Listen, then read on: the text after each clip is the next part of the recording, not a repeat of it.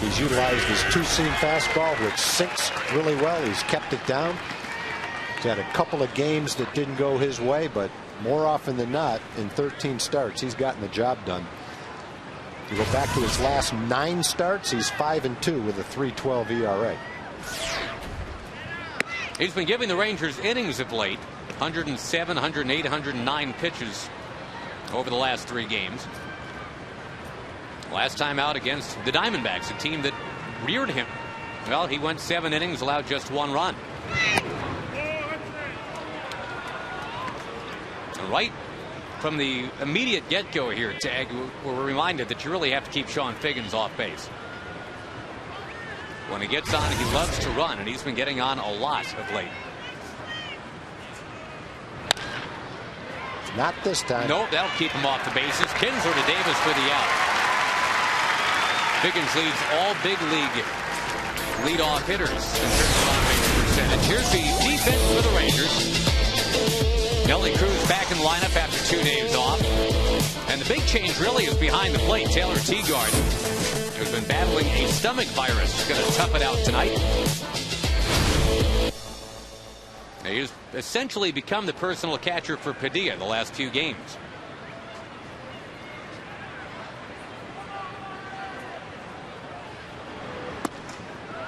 There's a strike to Bobby Abreu, the king of the take. 67% of the pitches that are thrown to this guy, he takes. That's the second highest such total in the major leagues. He's going to swing here and belt it into left. Murphy over to corral it, and Abreu, like many of these Angels, a base-stealing threat.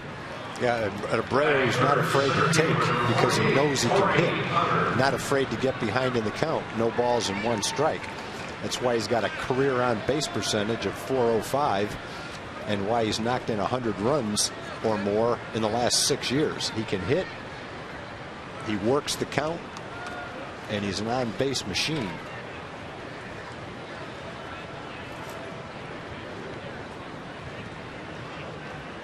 He also steal a base too. 17 out of 19 this year.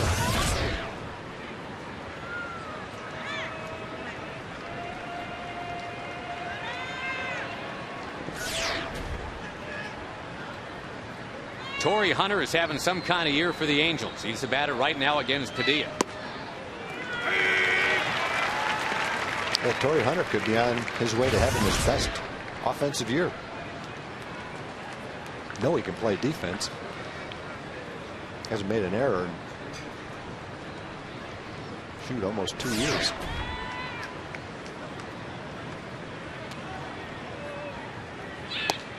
Eight-time Gold Glover, and a guy that I think a lot of people figured might be a Ranger. There was a lot of discussion about that when he was a free agent leaving the Minnesota Twins. The Rangers wined him and dined him. They put up a heck of a fight for him. But in the end, he became an Angel. He's got a recently minted 3-home-run game to his credit.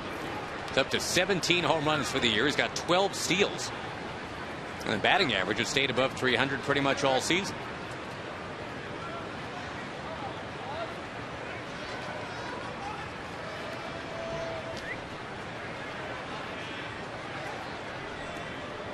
Most home runs for Hunter is 31.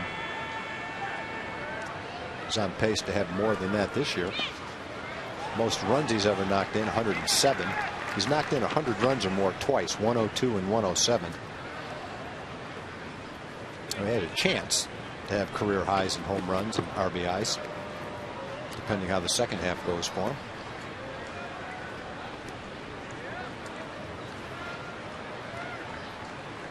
Well, he's been a catalyst for the Angels, who have won 12 of their last 15. That's allowed the Angels to catch and pass the Rangers in that AL West.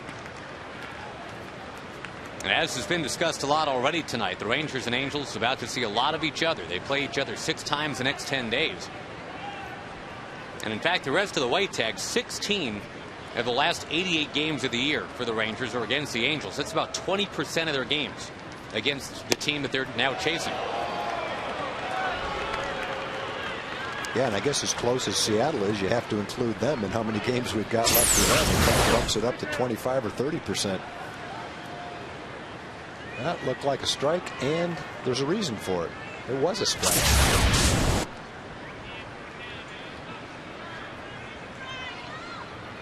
Runner goes, Hunter down on strikes, and they've got him hung up. Abreu diving back, and he is out of there.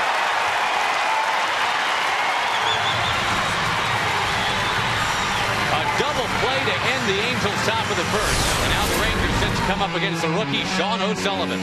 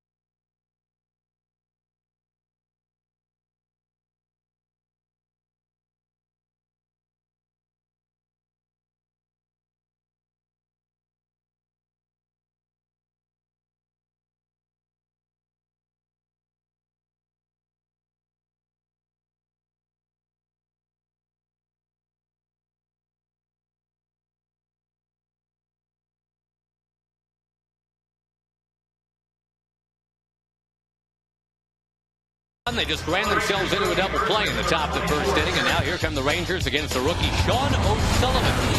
And the Rangers have absolutely adjusted the batting order. They're trying to get this thing right. The Rangers for the month of June hitting just .220 as a team. So Young goes to the 2 spot. David Murphy, first time we've seen him at 3. Bird and Cruz, young Julio Borbon making his big league debut tonight. Then Teagard and Davis and Andrews. And this is weird, Tag. For the second time in the last 3 games, the Rangers face a pitcher out of Grossmont College. Tiny Grossmont College in Southern California. Kevin Correa was the other one. He pitched very well.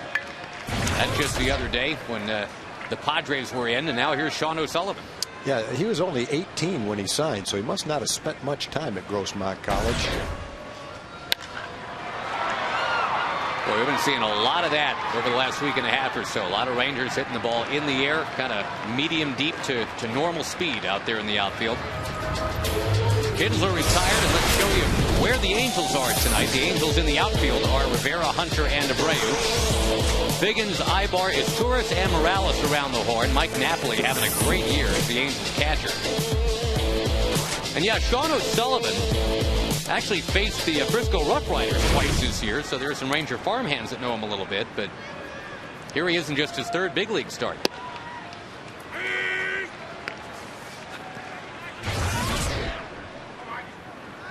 Boy, his first 2 starts, Tag, not bad at all. No, he's actually pitched as well in the big leagues, if not better, than he had been pitching in the minor leagues. His record at AAA was 5-2, but he had a 6.02 ERA, although in his last 4 starts, last 4 games at AAA, his ERA was 3.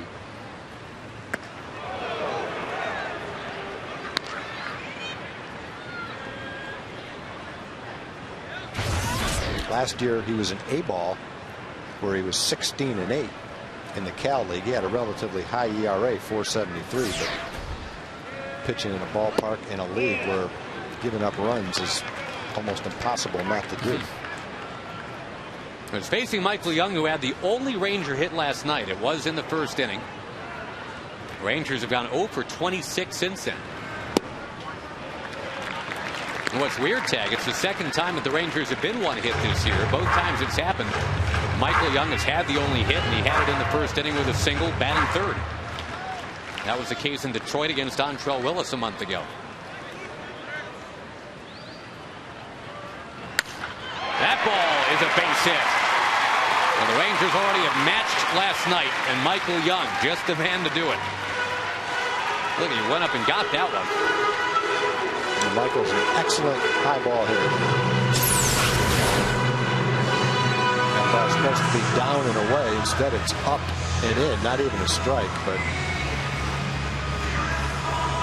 that far out of the strike zone, 6 or 7 inches high, is not a problem for Michael.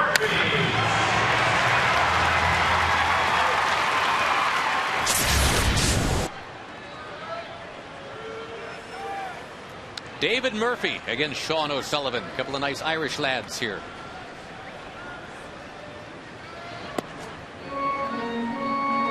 O'Sullivan's got a younger brother, Tag, who was at San Diego State. Pitches here with the great Steven Strasburg, the #1 pick overall by Washington just a couple weeks ago.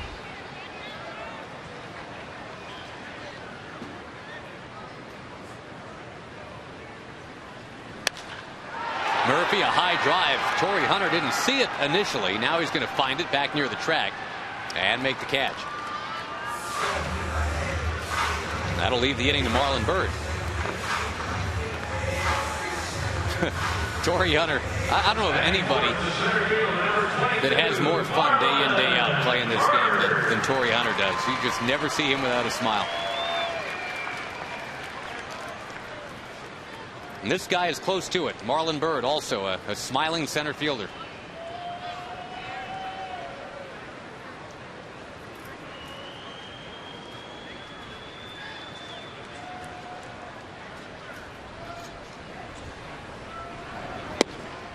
Well, again, yesterday the Rangers a 2-0 loss to San Diego. Chad Gaudin with an impression of Nolan Ryan last night. His last 7 2/3 innings were hitless.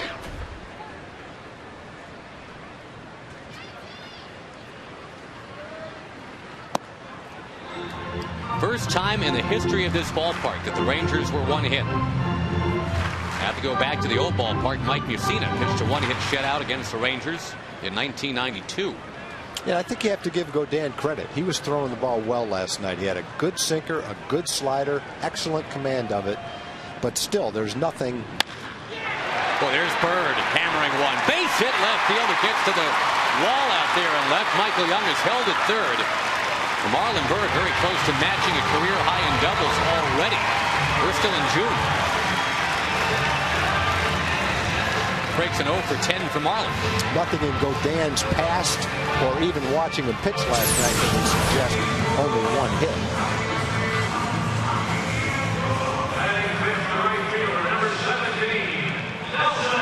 A good opportunity right here for Nelly Cruz to break out of it.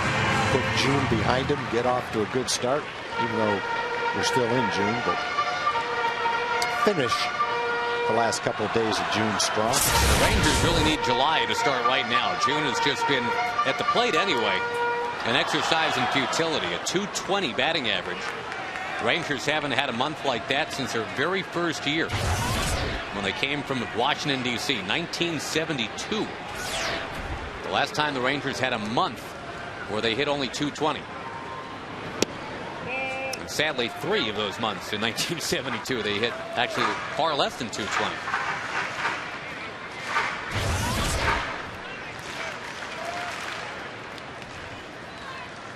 And Nelly Cruz among the Rangers, trying to get going again.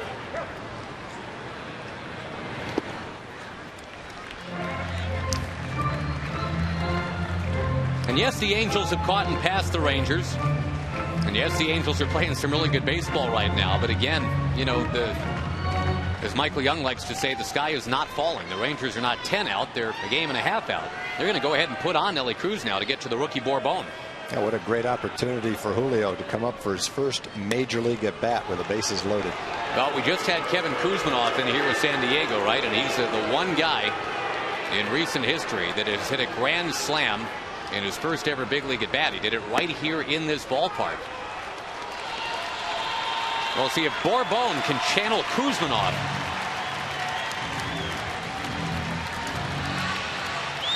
He wears a popular number in these parts, number 29.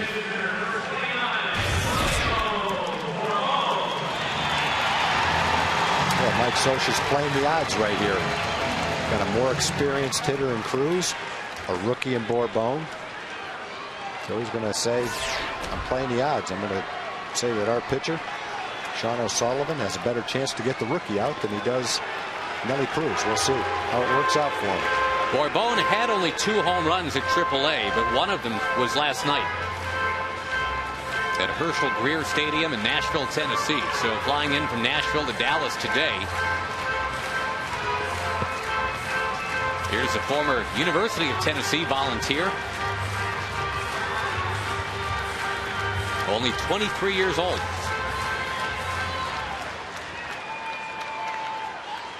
They say he's got kind of a Carl Crawford tool set. We're going to see Carl Crawford, the finished version, this weekend when Tampa Bay comes in.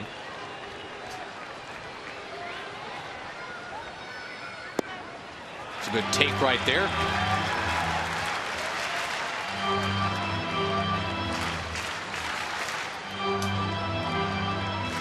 .53 steals for Bourbon last year between A-ball and AA. But he does project to have a little bit of pop.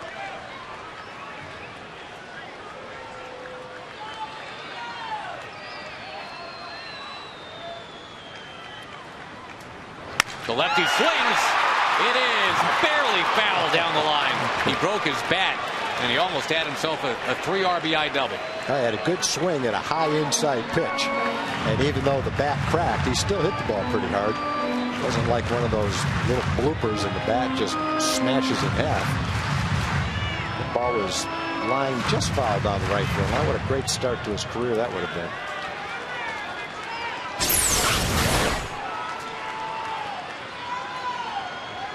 Sullivan trying to throw it again. That ball down and away. It was up and in. His 20th pitch of the inning coming. Off speed, a strike. Pretty good changeup.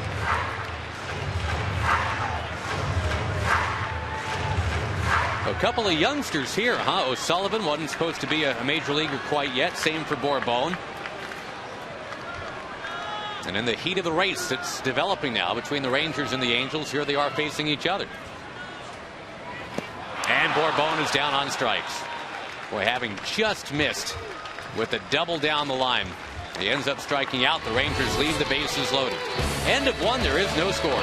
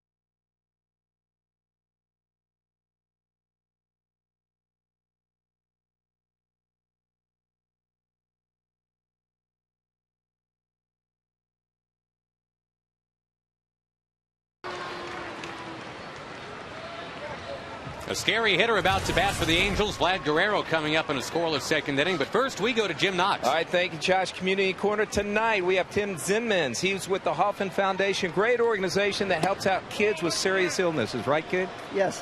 Some of the programs we have would be taking kids to ball games like the Ranger games or maybe some Dallas Stars games or Rough Rider games. And we also do some programs at the area local children's hospitals, providing snacks and stuff for people in the intensive care units and things like that. All right, easy out for Ian Kinsler. All right, Tim, tell us about this. People want to get involved. What do they need to do? They can look on our website at www.hoffenfoundation.org, and they can see some of the programs we got going on, and we can use volunteers anytime. Tim, good to see you. Appreciate it. You want to say something real quick? Yeah. Hi, Grandpa. Hi, Grandpa. All right, appreciate it. Thank you, buddy. Josh? Thank you, Jim. And you saw the Rangers had the shift on for Vlad Guerrero. He basically grounded out to short, but that was Kinsler ratcheted over there. Now Padilla and Rivera. These guys have stared each other down before, and Padilla, who's twice hit with Rivera with fastballs, drops a big lob shot curveball outside.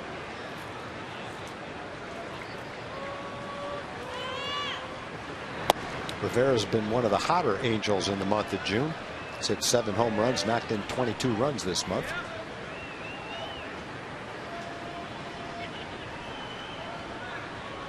Padilla brings a 2-0. Chopper slowly hit. Michael Young charging, firing. The pick by Davis. Beautiful play.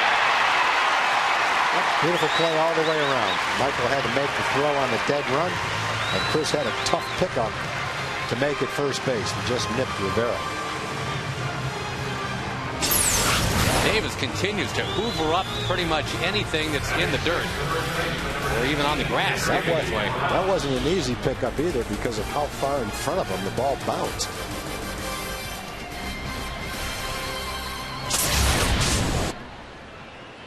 Only 2 errors all year for Davis. Here's Kendry Morales, the other first baseman. 2 errors for him, and he's probably saved, who knows, 7, 8 errors for infield. Oh, easily, yeah. From infielders. The Rangers left the bases loaded in the bottom of the first inning. However, they've already got more hits tonight than they had all of yesterday.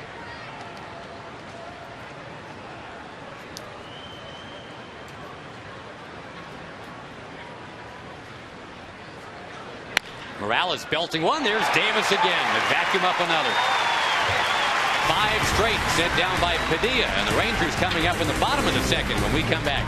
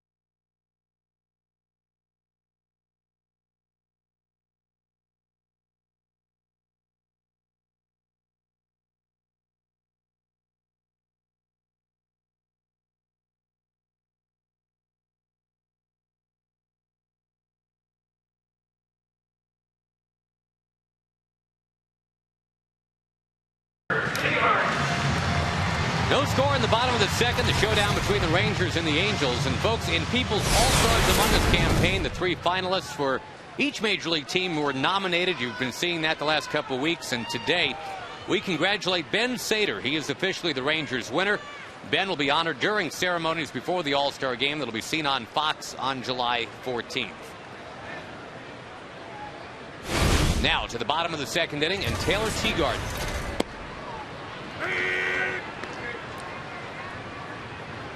the Carrollton, Texas native. One of several native Texans the Rangers run out there. Chris Davis from Longview is on deck. Springs David Murphy playing left field, batting third tonight.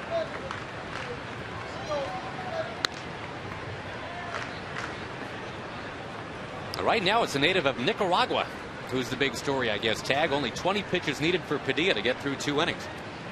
Yeah, he's faced 6 hitters, thrown 20 pitches, 10 balls, 10 strikes. Made the most out of his strikes, that's for sure. Hunter coming on, and he will make the catch on Teagarden.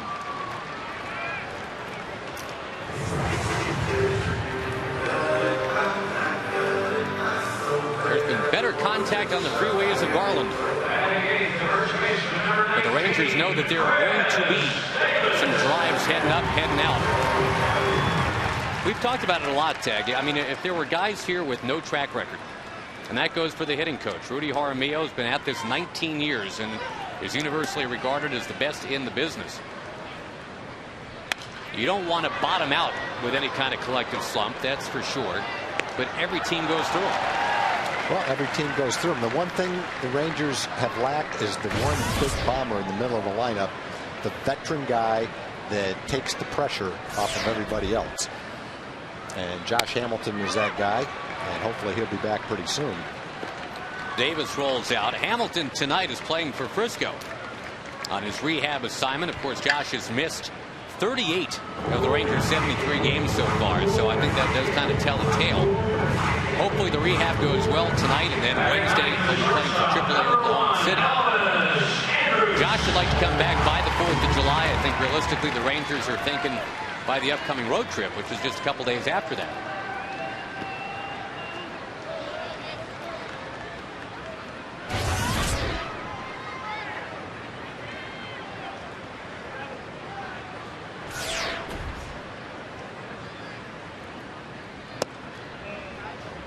We have cameras and spies in Frisco tonight, by the way. We will keep you posted throughout the evening on how Josh is doing. For the Rangers, as you suggested, Tag, they just have to soldier on without him. And I think in a way, you know, if the guys are thinking light at the end of the tunnel, I mean, you can kind of see towards the end of that tunnel right now to make it through without the big bopper and make it this long. And yeah, they've lost a few games in the standings, but it's not like they've wiped out completely.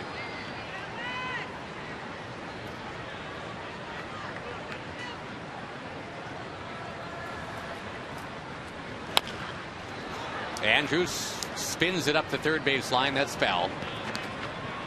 Ranger GM John Daniels is our Geico quote talking about Josh Hamilton, saying that yes, Saturday, 4th of July would be the earliest to have Josh available for the 3 games in Anaheim and 4 in Seattle would be fine too.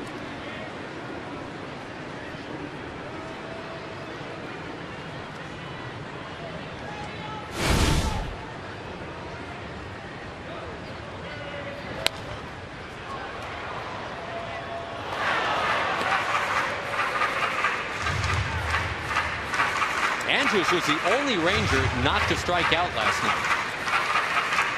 I think that really says something. He's a 20-year-old. He's the youngest position player in the big leagues. He put together some halfway decent at-bats last night on a tough night.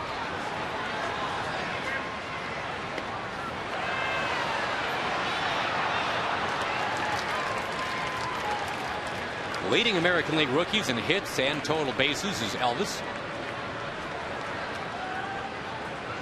He'll be 21 in August, if you're wondering. Oh, Sullivan again dials it down to get out of an inning. He did that with Borbone to end the first, now with Andrews here in the second.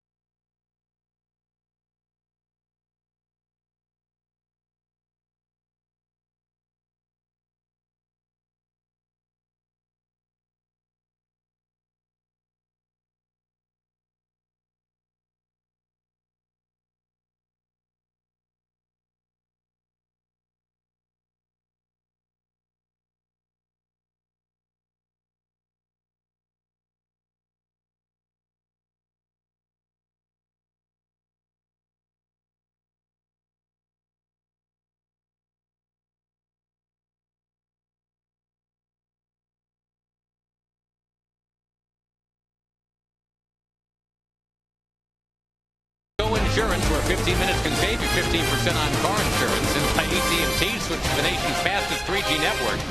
AT&T, your world delivered. They'll have the duck with a nice mango salsa, I believe, Tag. I think that's what they're having right now. They're getting some attention, that's for sure. Here is Tourist, who will slash one foul. We're underway in the third. Bottom third of the Angel order is Tourist, Napoli, and Ibar. This is an Angels team that has won 5 straight. His Tourist has helped, too. He's knocked in 13 runs in the last 11 games. Everybody hit the ball to Davis, why don't you? Well, he's been doing great over there. Some weakly hit ground balls. There's been 1 strikeout. Every other ball has been on the ground. 1 ball was hit fairly hard. That was the ball Kendry Morales hit to end the second inning that Chris made a nice pickup on. Other than that, there's been some weakly hit ground balls. The Angels ended interleague play 14-4. That's the best record in the majors in terms of interleague. The Rangers ended up 9-9 after a real good start. Now the Rangers now have lost 7 of 10, 15 out of 25. And we mentioned the Angels kind of collectively finding their batting stroke. They lead the American League in batting average. And they're starting to hit with some pop as well. Napoli is right there on that list. He's got 10 home runs.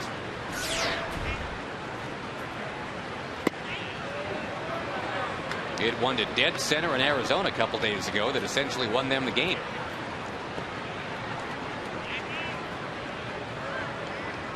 Arizona did not help the Rangers. Well, that good streak for the Angels, they've had a couple of nice comeback wins, late inning rallies. They had a big one against Tim Lincecum. Lincecum had a big lead against them. They scored late to beat him. So you have to give them credit. They won games in Phoenix, though. One of them they won basically on a 4-base bunt. And they had the straight steal of home yesterday by Gary Matthews Jr. They were helped by an Arizona defense that yesterday was straight out of Bad News Bears.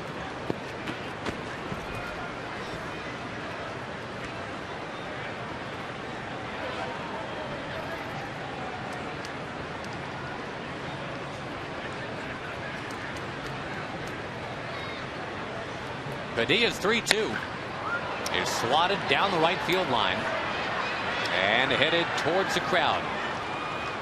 Whoa!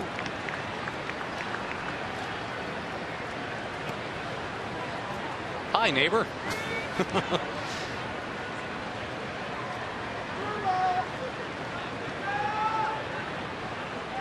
Crowd still filling up here. The hope is that it's a late arriving crowd. It's not a huge crowd tonight. Maybe about 20,000. But nice weather, hopefully a good walk-up. 89 degrees right now. Padilla strikes out Napoli. Actually, for the 9th time in 19 career at-bats against him, Napoli has struck out. The same time last night, it was about 10 degrees hotter than it is right now. He's very comfortable right now.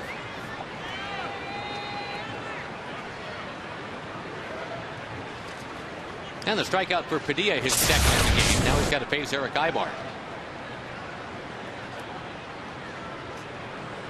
Napoli strikes out a little bit, but he's hitting close to 300. He has a solid on-base percentage. And he's got some power.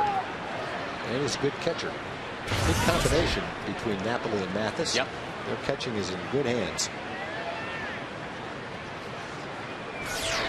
Mathis not quite as accomplished offensively, but a very good defensive catcher. 1-1 to Ibar. We're going to see his brother this weekend. It's an all Ibar homestand here. Willie Ibar plays for Tampa Bay.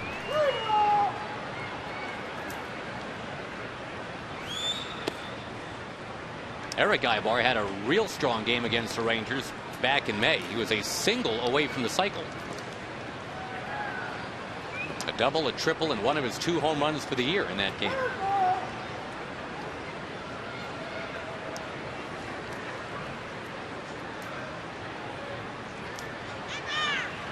Look out. Spun him out of there. 3-1.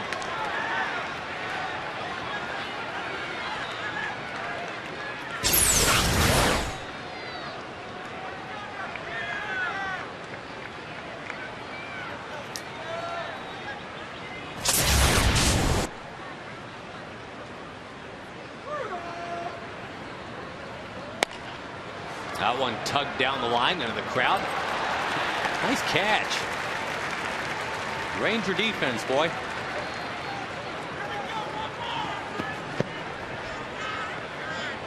And isn't that funny? It is the pitching and the defense that have pretty much carried the team right now, kind of picking up for the hitting. It's the bizarro universe for the Did you see the highlight of the lady about my age with a glove that made a nice line drive catch yesterday? That was pretty good. Ibar takes ball 4. First walk allowed by Padilla. We've had, what, 1 in the booth this year, and I flubbed it completely in Chicago. Yeah, we seem to get 1 or 2 a year is about it. The other thing from yesterday that was pretty amazing was the game that Ian Snell had, the Pirate pitcher who was demoted to the minor leagues. He struck out 13 straight batters in a minor league game. He walked the first Toledo Mud Hen he faced. That's pretty. I don't care where you do that. Yep. Then he struck out the next 13 on his way to a 17 strikeout game in 7 innings. That's amazing. So I guess he showed the Pirates that he should not be down in AAA.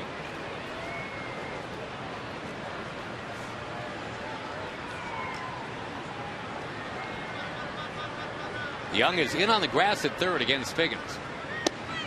And this is really where the Angels excel, I think, Tag, and have for a decade now. You got a guy like Ibar at first. Great speed, great instincts. And Sean Figgins can help Mike Scioscia about a dozen different ways up there at the plate.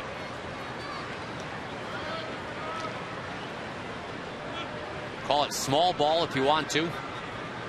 Just finding a way to get guys around and in, even with 2 out.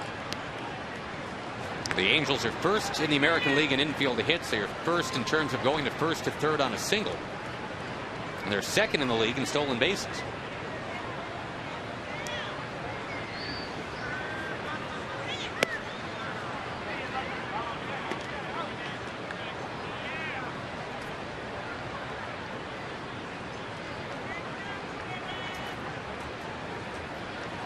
One thing the Angels do not have, though, of late is the Rangers' number. They've actually lost 5 of 6 to Texas going back to last year. On the corner, 1-2 to Figgins. We all know that for the great majority of this decade, the Angels have done pretty much what they wanted to against the Rangers, but not lately. So far, Vicente has had his fastball 88 to 91. And we've seen games where that's been his fastball. We've seen games where it's been 93 to 96. But he's also shown the ability to pitch well either way. With a little more power in his fastball and a little more finesse. That was finesse. That was fun to watch. He strikes out Figgins. And to the bottom of the third. Still no score. The Rangers and the Angels tonight on Fox Sports Southwest.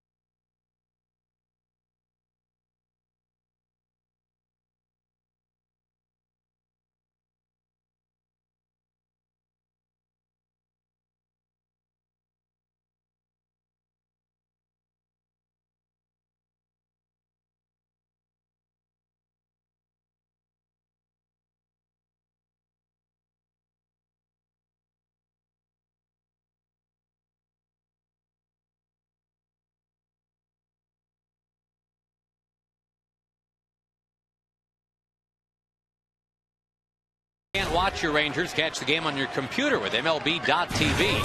For details, go to TexasRangers.com, where baseball is always on.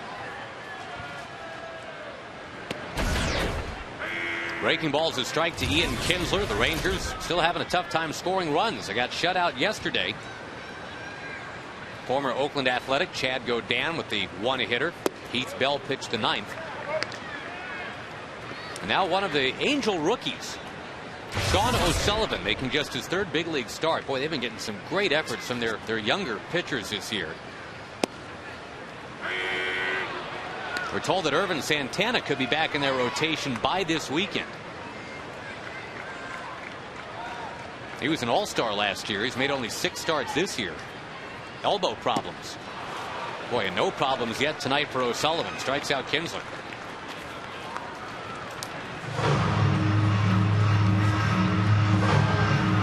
I guess it's one thing to watch a guy on video. That's all the Rangers absolutely did before facing Sean O'Sullivan tonight, but I guess it's quite another to go up there and see him live for the first time. Yeah, there's a big difference. I mean, you get an idea what his pitches are and a little bit of an idea of what kind of movement he has on his fastball. But I don't think it's anything that serves the purpose quite like going up there and seeing it for yourself.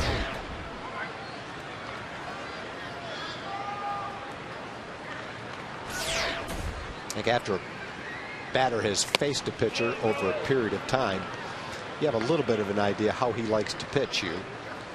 Pitches that he has, and pitchers don't pitch every hitter the same way. Whether he likes to get you out throwing it away or in, off-speed pitches or pounding you with a fastball. You have a little bit of an idea of it for that. They don't do it the same way every time, but they probably lean toward one style or another against a hitter. Hitters learn that. Pitchers try to adjust once the hitters pick up on their tendencies. Michael Young driving one right center field. But there is yet another warning track shot for the Texas Rangers. Out number 2 here in the 3rd inning.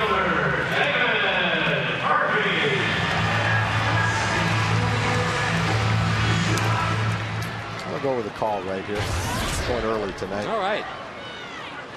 Well, Murphy is hitting in the 3 spot because he has been driving the ball of late. Keeping the seat warm for Josh Hamilton.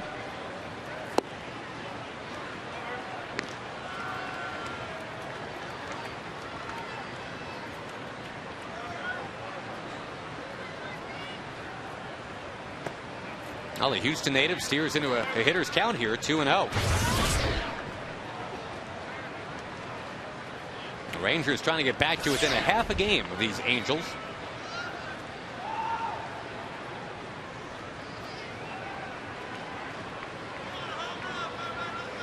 The Angels a 12-8 winner yesterday against the Diamondbacks. The Rangers had 2-0 loss to the Padres. Softly on the outside corner, 2-1. O'Sullivan's utilized his changeup well tonight. He's had 2 strikeouts, both of them with a changeup. Behind in the count, 2 changeups to David. 3-1 with Marlon Byrd on deck. He threw a changeup 2-0. See if he throws him a changeup on 3-1.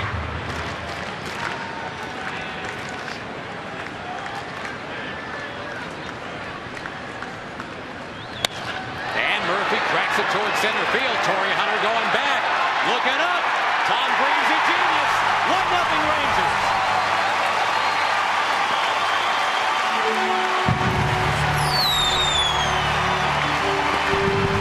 I would say that I'm on pace to have my best season ever. It already is my best season. You 2 in 1 year. You got a career high working. I just eclipsed my total for the decade. All in on David Murphy. But credit Murphy, too, for getting that count to 3-1 and then getting that pitch he was looking for and knowing exactly what to do with it. Yeah, Sullivan's probably wishing he came back with a changeup like he did 2-0. Taylor got him locked into a fastball count and got the fastball.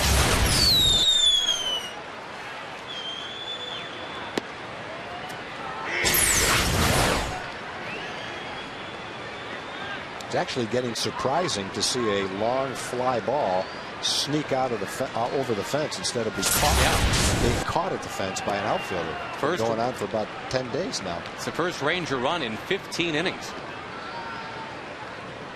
And David Murphy makes it so.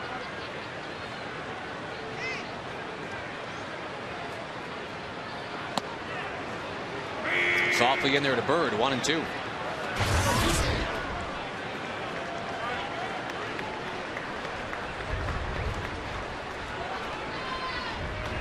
Not much of a wind tonight. A little bit of a breeze blowing towards right.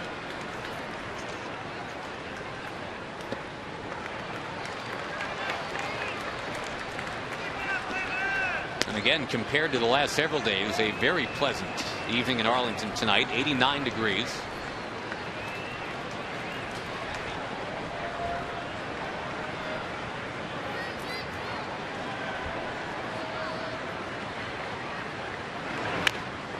In on Marlin, who fouls it and hops around. Trying to put some pressure on that foot, and he's hurt. Assistant athletic trainer Kevin Harmon comes out with Ron Washington to check out Marlon Byrd.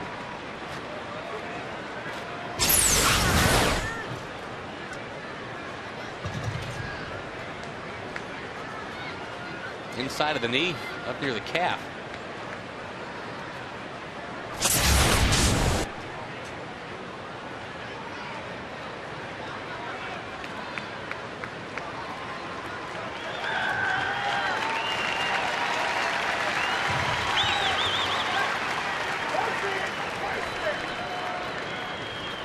We saw Julio Bourbon hanging with Andrew Jones getting the lay of the land. Marlon Byrd comes right back and sops it to left center field. Gone!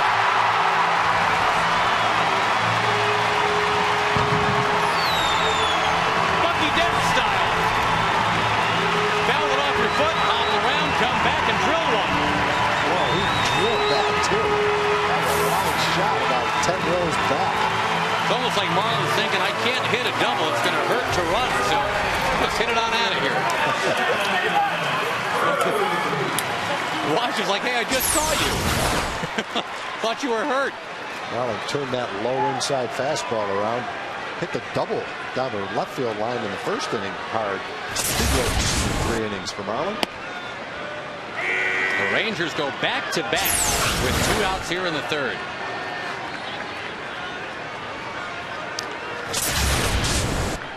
Now Nelly Cruz. And a grounder up near third. Figgins crossing over the line. It bounces away. Morales couldn't make the Chris Davis style pick. That's got to be a base hit. A real tough play for Figgins as it crossed over into foul ground. Right as Figgins went to field that ball, it hopped up to his right. And that threw off his timing and threw off his throw. Nelly, of course, gets down the line pretty well, runs pretty well. You can see it almost looked like the base got in his way. Tough throw to make accurately. Well, it's going to go as an infield hit, evidently. The Rangers were 1 hit last night. They've got 5 hits already tonight. And here's the rookie Julio Bourbon. DHing in his big league debut. He struck out with the bases loaded in the first. But remember, he just missed what would have been a 3-run double down the right field line right before that. It went foul.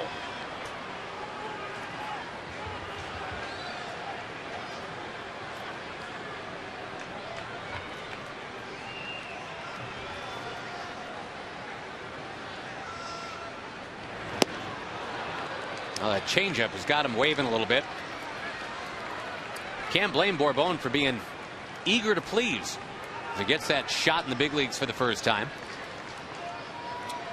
Oh, Sullivan has a good changeup, and he's used it quite a bit. With the success he's had with it, he probably use it a little bit more.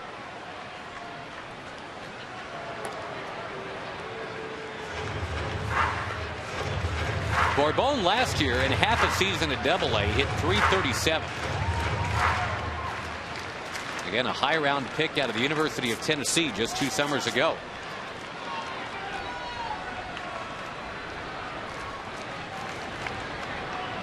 Cruz on the move. And no throw by Napoli. Nelly Cruz steals it. All kinds of good things happening suddenly for the Rangers. 2 home runs, an infield single, then a steal. 12 out of 13 for Nelly. The Rangers continue to have a great success rate.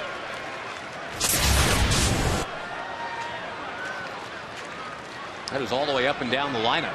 Andrews is 11 for 12. You mentioned Nelly 12 out of 13. Kinsler is 16 for 18. Well, the Rangers haven't stolen as many bases as the Angels, but their percentage is higher. Playing off the changeup this time, 2-2.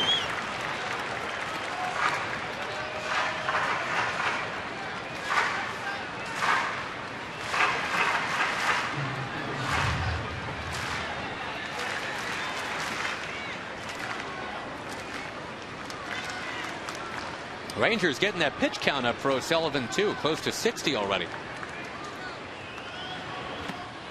This time Bourbon couldn't help himself and he is down on strikes again. However, the Rangers break through with back-to-back 2-out home runs. David Murphy went first. And the call by Tom Grieve, no less. And Marlon Byrd to make it 2-zip Texas.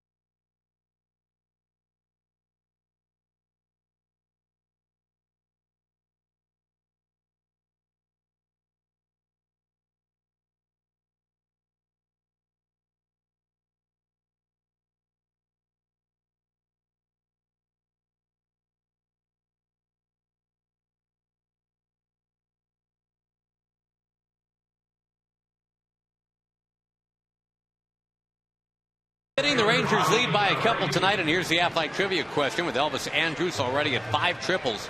Who's the last Ranger to have 10 or more? 3 baggers in one season. It's been called the most exciting 12 seconds in sports. The triple.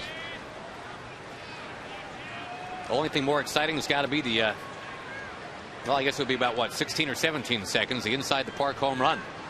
Yeah, I think if you saw that a little more often, it probably would replace the triple, but since you see it so rarely, it doesn't get mentioned quite as much. But hard to imagine something much more exciting than an inside the park home run. Stealing home's pretty good. Gary Matthews doing that yesterday was pretty good. Bobby Abreu knocking one in the air to right center field. Marlon Byrd going back. Hey, somebody else can hit one to the warning track. This time it's Abreu.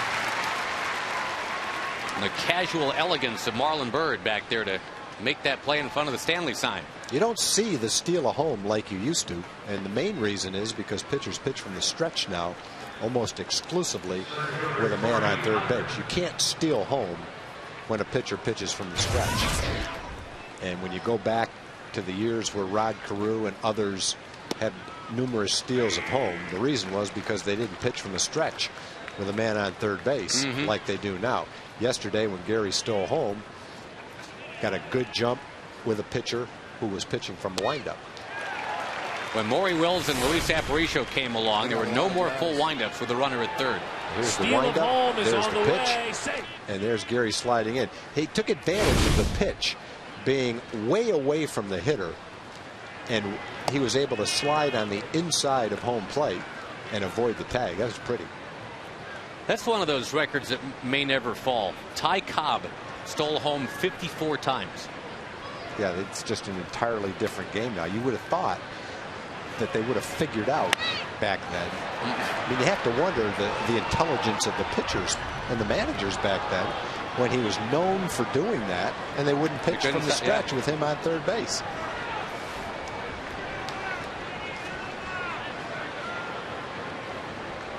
Remember Vic Power? Vic Power Sure. stole home twice in one game in the 8th and the 10th innings. And that's not too long ago. Well, you'd say almost the same thing. Once he's done it in the 8th, yeah, why would you give him a chance to do it again in the 10th? That's astonishing. Well, I mean, that is, what, 50 years ago probably, but yeah. not Ty Cobb-like. Well, like every other sport, how it's evolved over the years, the way the game is played, the strategy that goes into it, the way it's analyzed, the film, the video, the coaching. It's entirely different now than it was back then. And it'll probably be entirely different 50 years from now than it is right now.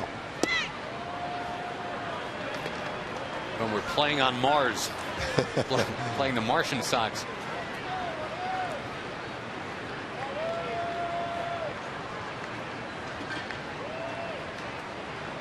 "3-2 pitch to Torrey Hunter.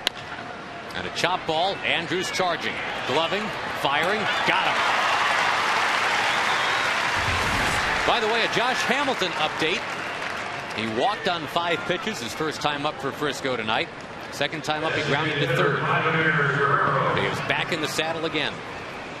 Hoping to be playing by the weekend for the Rangers. One of the better jobs early in the game through 3 2/3 for Vicente as far as really pitching. Not featuring his 96-mile-an-hour fastball, but he's doing a great job. There's an example of it, of utilizing a little bit of everything today. He's had a good sinker. He's got a lot of ground balls. Not many of them hit hard. He's utilized the slow curve, utilized his cutter.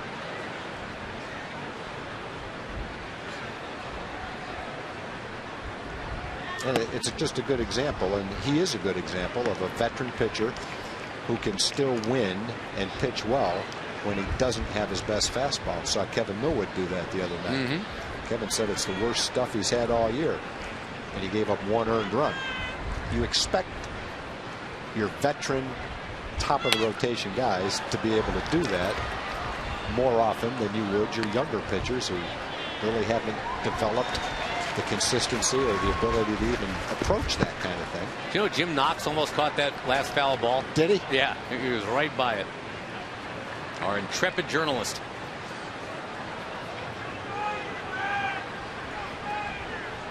"2-1 to Vlad Guerrero. He's going to belt it and beat the shift. Rifles one right in between Young and Andrews.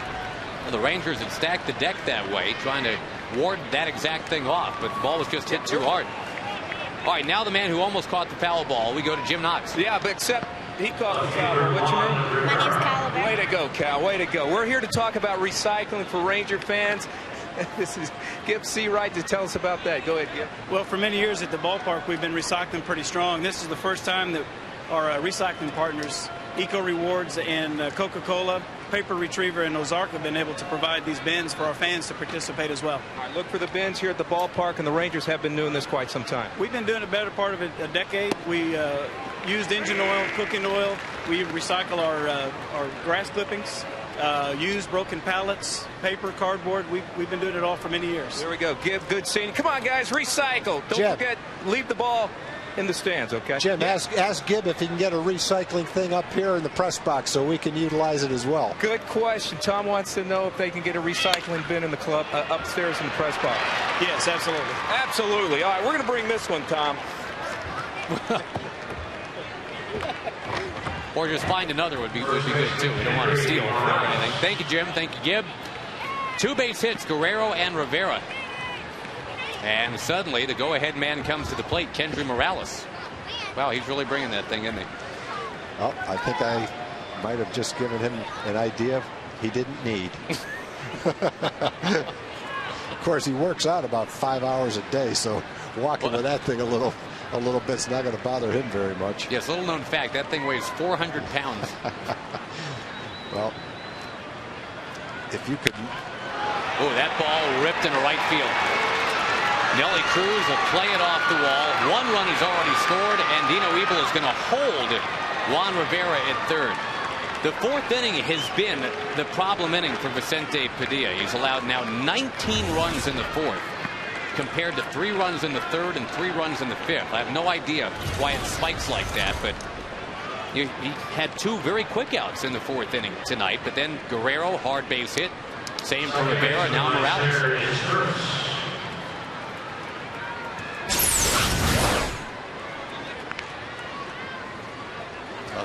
That was an off-speed pitch. It just hung right up in his eyes.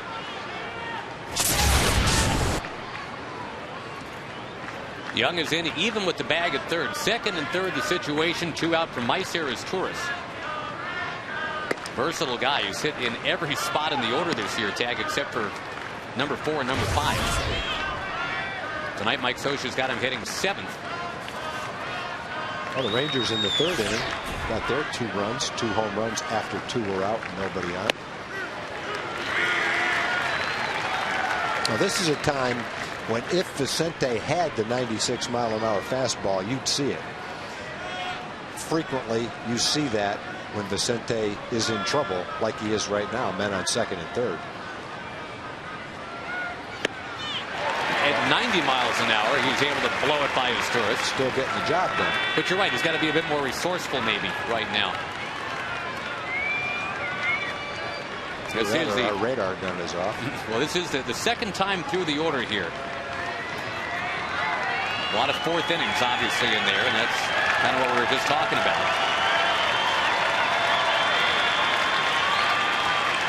1-2 pitch. Fouled back this way.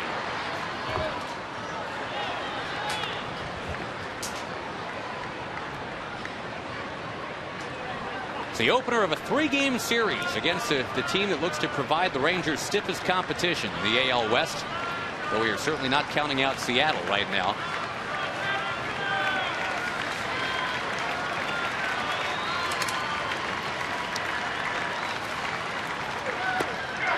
Did he? No. Says Greg Gibson down at third. So it's 2-2 with 2 on, 2 out. Definitely didn't swing at it. Call by both umpires. One for asking and one for giving the right answer. And it definitely wasn't a strike, as you can see how far outside it was.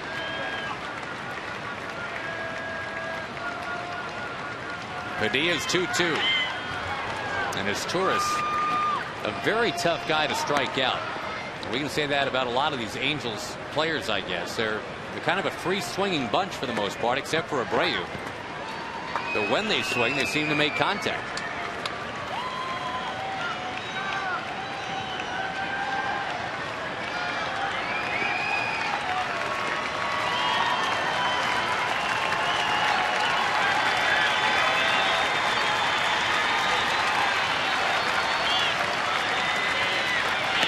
No contact there, taken for a called third strike.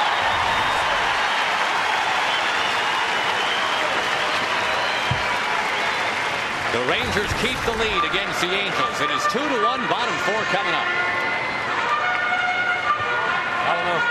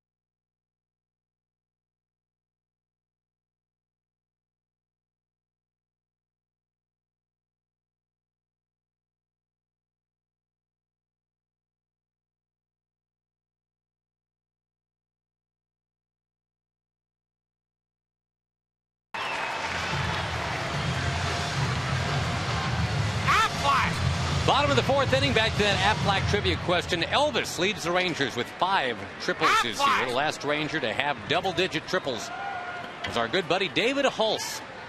10 of them in 1993. We were talking about the rarity of the triple in the top of the inning. It's really the least common sight in a baseball box score now, except the balk in the triple play. As Teagarden grounds out. At the turn of last century, talking about heading into, say, about 1901, home runs were the rarest hit in baseball, but now it's triples that account for just 2% of all base hits. Home runs account for about 12%. Of course, as we all know, ballparks are smaller these days. The hitters are bigger these days. We were told, Tag, that a triple gets hit once every 202 at-bats these days. So it is a rare thing indeed. Unless you're Carl Crawford or Curtis Randerson or somebody like that. I think generally speaking, old timers might not appreciate this statement, but I have to think it's true. Generally speaking, the outfielders are faster today than they were way back then. They probably prevent the triples better now than ever before. Point. I think part of it too is risk reward. You're told never make the first or last out at third base. So why bust tail and take a chance on a triple when you're already in scoring position when you've doubled? Yeah, that has been consistent though. I mean, the risk reward in baseball, that's been the same forever. But I think the difference, one of the biggest differences, the speed and arms of the outfielders. Now I'm sure there's some old timers listening right now who would say, baloney. They ran better and they threw better back then, but logic says that's probably not true. Well, he's had a good changeup tonight. Yeah, he really has. Davis down on strikes. But, just to finish that thought, Tag, it used to be that the big home run hitters, your Mantles, your Musials, your DiMaggios, your Gehrigs, they would all lead their leagues, not just in home runs, but in triples as well. You would never see that today. The big home run sluggers are lucky to have 1 triple a year. Yeah, that's true. Mark McGwire once went more than 4,600 at-bats in between triples. I think Babe Ruth had a lot of triples, if I remember right. I think the most likely triples threats, if you will, are line drive hitters who hustle around the bases. Pete Rose is a good example. Willie Wilson, who played in a great triples park for all those years in Kansas City. Yeah, you're right. Some parks are more conducive to a triple than others. Willie Wilson would perennially lead the American League in triples hit and in triples taken away. He was one of those outfielders that you're talking about that would prevent the other guy from getting them. Heck, George Brett had 20 triples one year, didn't he? Yeah, I think didn't that's he have right. like 20 triples, doubles, more than 20 triples, doubles, and home runs, if I remember. The all-time record, and here's another one of those records that might never be broken. Owen Wilson, not that Owen Wilson, not the actor. Guy who played for the 1912 Pirates, had 36 triples in a season. Wow. 24 of those at home at Forbes Field, which was very spacious. Brett might not have had 20. Maybe it was double digits in triples. Well, you know what? Sure. I've got 2 minutes now to look it up for you. We're going to find out. All right. We're going to Google the heck out of that. As we go to the 5th, it's the Rangers 2 and the Angels 1.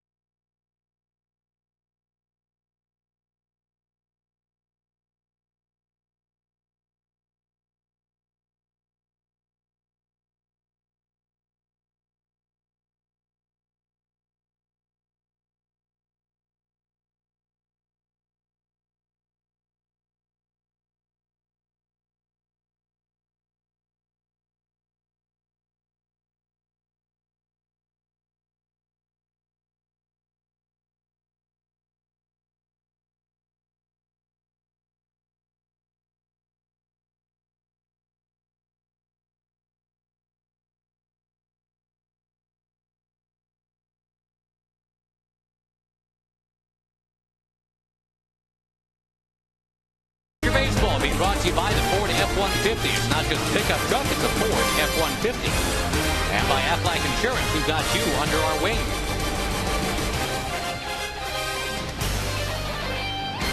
The Los Angeles Angels of Anaheim provide the opposition tonight. The only 10-syllable team in baseball.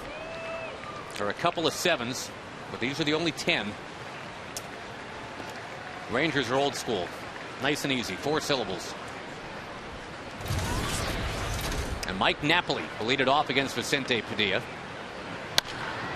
Does so by driving it towards Bird. He is going to scoop it before it hits the deck. 1 pitch, 1 out.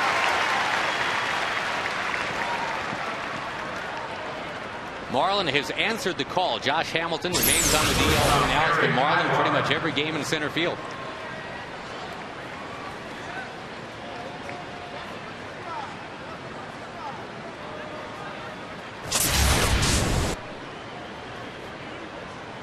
We were just talking about triples, and guys that burst out of the box and hit the ball to the alleys. That's Marlon Byrd. I don't think it's any coincidence that the last couple of years he's led the team in triples. No, I would say Marlon is among the least likely to dog it out of the box of American League players. Well, he almost made that play. That would have been something, because that ball was scorched off the bat of Ibar. He's been on base twice, and it brings up Figgins. Third baseman John Figgins.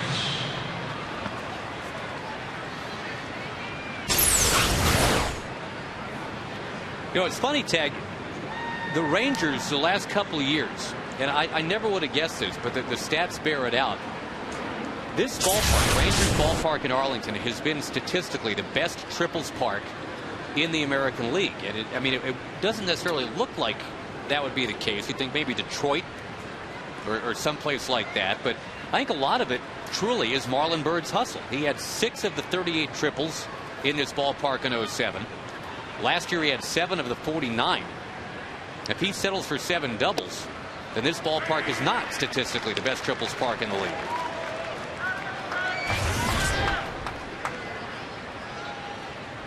Well, Curtis Granderson probably has a wide majority of the triples in their ballpark too. But there are a lot of ways you can get a triple in this ballpark. You can hit one to either alley. It's 407 to right center, 390 to left center, 404 to just left of center. So there's a lot of room in the alleys for a triple. You can also get a triple if you hit one hard down the right field line and it caroms off the wall and is tough to retrieve for the outfielder. Same in left field.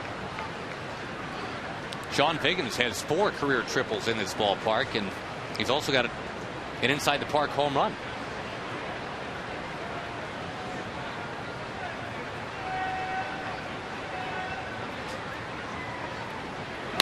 On the ground, second base. That is neither of those last 2 things. Andrus acrobatically to stretch. Oh, safe the call. That would have been something. Great job by Ibar. He got down there quickly, and he disrupted the throw, and Elvis couldn't get anything on his throw. He still almost turned it as fast as Figgins is. But a lot of the reason you don't turn a double play has as much to do with the speed of the guy on first as it does the speed of the guy hitting the ball. That's an easy double play and would have been turned if you had a slow runner on first base and he didn't get down there and disrupt Elvis's throw. Boy, Ibar just flew into Andrus there. He's not a big guy, so I give him a lot of credit for getting down there quickly and going in aggressively like that. It's not like he's Hal McRae or Don Baylor or one of those guys that's known for doing that. Tag, just to finish up on triples, you were right. George Brett did have a 20 triple season.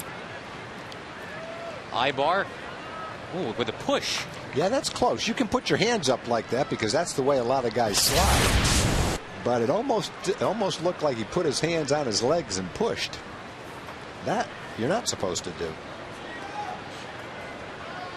Very difficult for the umpire to see that, though. We had to look at it in replay.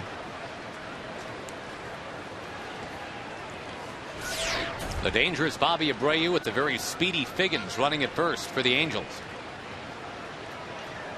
Figgins has to be running here if he gets a jump at all, you would think. As we've talked about, Abreu never shy about taking Give Figgins plenty of opportunities to do so.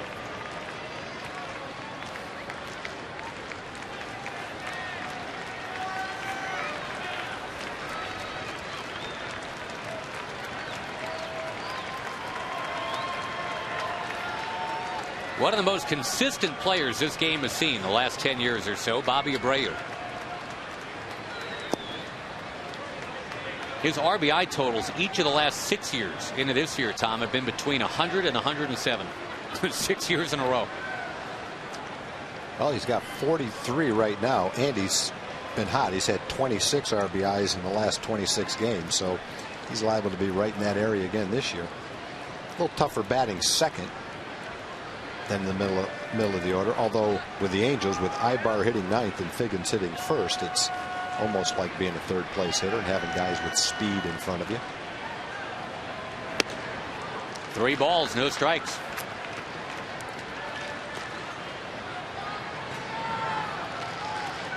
Here's another, I guess, example of his consistency, Tag. Last year, Abreu exactly 100 runs scored and exactly 100 runs batted in. Nice round numbers. He generally walks 100 times as well, or right near it. That's why he's got a lifetime 400 on base percentage. And into this year, again, you talk about nice round numbers. Exactly a 300 batting average, right on the button. Michael Young had the same thing coming into this year. Precisely 300. We talked about this a lot too. Pretty good pickup for a 1-year contract as a free agent. Amazing. $5 million and some incentives. Made $16 million last year. That one is outside. He had 7 years in a row where he walked more than 100 times.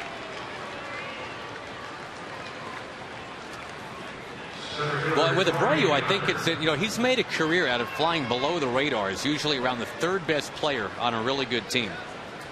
You stay so far below the radar, you're just jolted when somebody like you or like me, throws out all these stats that shows he's one of the best players out there statistically.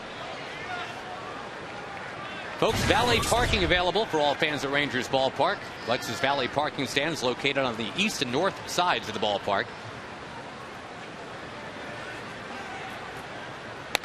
If you drive a Lexus to the game, you can valet park free of charge. Torrey Hunter fouls one away.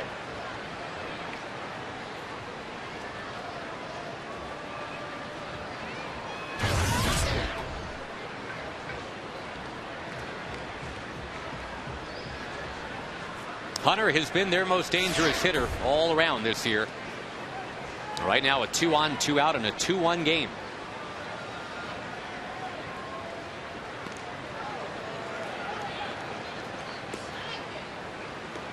Got real good speed on the bases here, especially that tying man Figgins.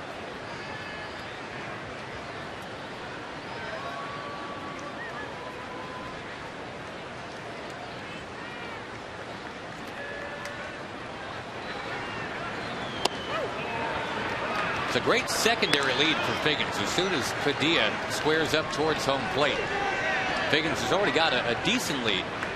Just kind of springs another 3 paces away.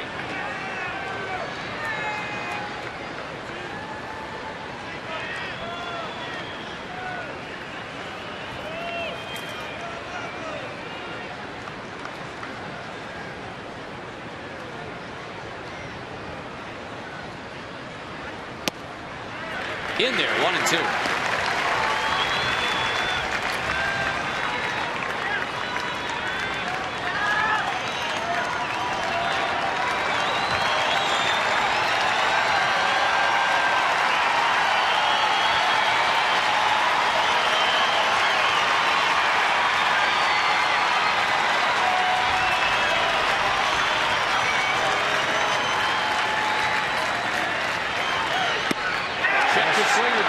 He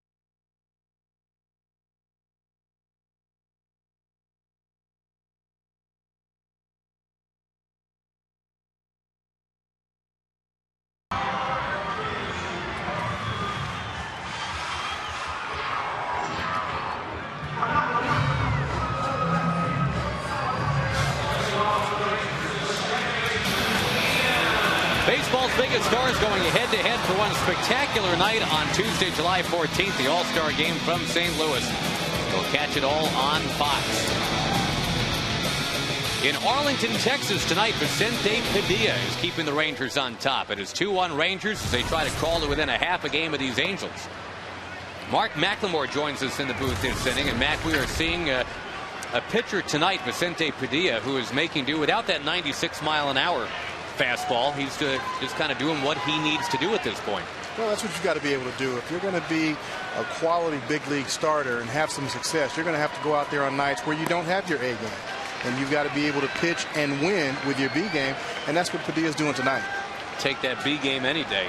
It's pretty I like strong it. stuff. I like it. He's using that fastball, what fastball he has tonight, and throwing inside, keeping those guys off balance, and going back outside. Kinsler with a rope in the left field. Good to see him with a line drive. And a lot of fly ball outs for Ian of late. Mac, we were talking earlier in the game about facing a young pitcher for the first time and the fact that maybe you had seen some video of him. What's the difference between seeing the video and then finally facing him in a game? Does the video help very much? In some cases it can. You might be able to pick something up in his delivery. He might be tipping his pitch here or there. But usually I didn't really particularly like watching the video because it's totally different when you're in that box. Right. It didn't help me that much. All I really needed to know was, okay, what pitches does he have? Right. Fastball, curveball, changeup. What is his out pitch? That sort of thing. But you really don't see the movement until you actually get in the box and see it. So what about facing a pitcher for the first time? Does he have the advantage? Absolutely. He absolutely does. I mean, he knows where he wants to pitch you, or that catcher knows where they want to pitch you. And if that catcher goes with the book, because there is a book on you if you're a big league hitter, then that's all he basically has to do. And you don't really know, like I said, okay, he's got a slider. Well, is his slider tight? His curveball, is it 12-6? Is it tight? Does it break late? That sort of thing. Is his two-seamer, does it break late as well? You can't really tell that from the video. The only time you really tell is when you get in that batter's box to see him. Can you tell how hard a pitcher's throwing by just looking at the radar gun? Does that number mean everything, or does it get a little bit different when you get up in the box? It gets different when you get in the box. I mean, because you can have a guy say he's throwing 95, but if he's right over the top, you see it, and that 95 looks like 90. Right. Now, if you've got a guy that can hide the ball and he's got some late deception, he turns his back a little bit and brings the ball off, around his body. That 90 can look like 100. Yeah, so exactly. it just depends on the delivery of the pitcher. Right. Michael Young works the count to 3-0. Mac, obviously yesterday, a day the Rangers would like to very quickly forget. They are not hitting well collectively over the last couple of weeks now. Is that cause for concern, or just one of those things that every team goes through for sometimes a week, sometimes two? I think it's just one of those things that every team goes through. I think this is a very good hitting ball club, and they're going to hit. I am a little surprised that it's really, they've been in this little bit of a funk for a month.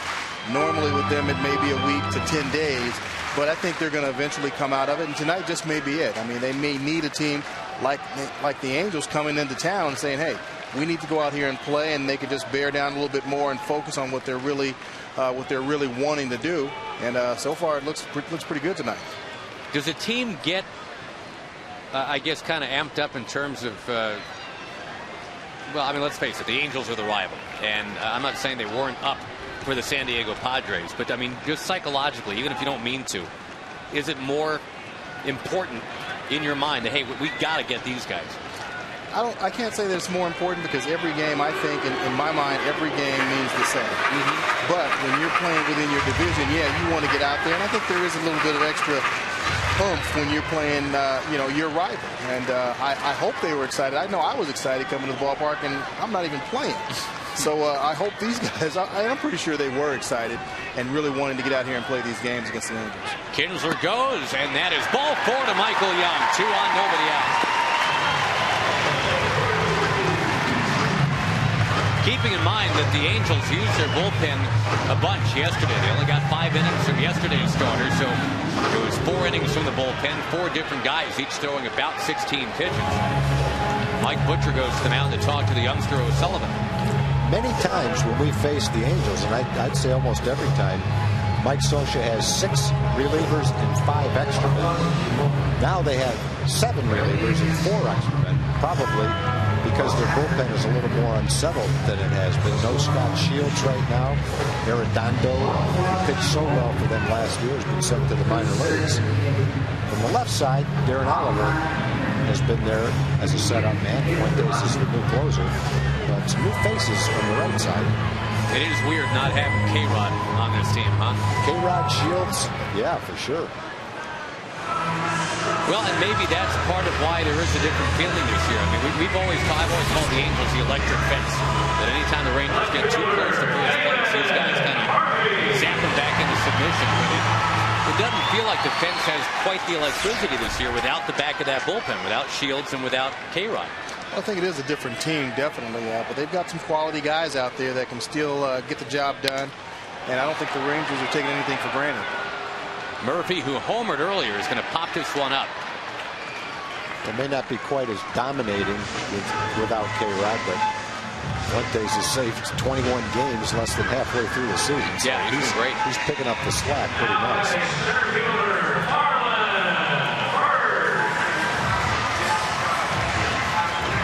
We're chatting with Mark McLemore in this bottom of the 5th inning. And, Mac, we were talking earlier about how easily Marlon Byrd has taken to the role of everyday center fielder. Well, I don't think it's a stretch for him at all. I mean, that's what he is. He's an everyday player. Unfortunately, he's been in a situation here most of the time that he's been here of having to platoon a little bit. But I've always seen him as an everyday player, a guy that can go out there and hit right-handers and left-handers and cover ground in any ballpark that you put him in. So I'm not surprised at all that he can go out there and produce and put these numbers up on a daily basis. He's emerged as such a leader on this team, and he was led by example tonight with a double and a home run. And a diving catch in the outfield, too. Well, Marlon brings a certain energy to the ballpark every day. No matter what he's doing offensively, defensively, he just brings that energy out there. And I'm sure it's rubbing off on a lot of the other guys. But just to see him and the way he goes about his business on a daily basis, inside the clubhouse and out here on the field, I love the way he goes about his business. On the ground, scooped up by Figgins. Gets one out at second. The return to first. In time. Double play. The Rangers had 2 on, nobody out. And they couldn't move the runners. Mac, thanks so much for coming by. You got it. Anytime, baby. All right, good to see you. See you guys. Thanks, Mac. 2-1 Rangers at the end of 5.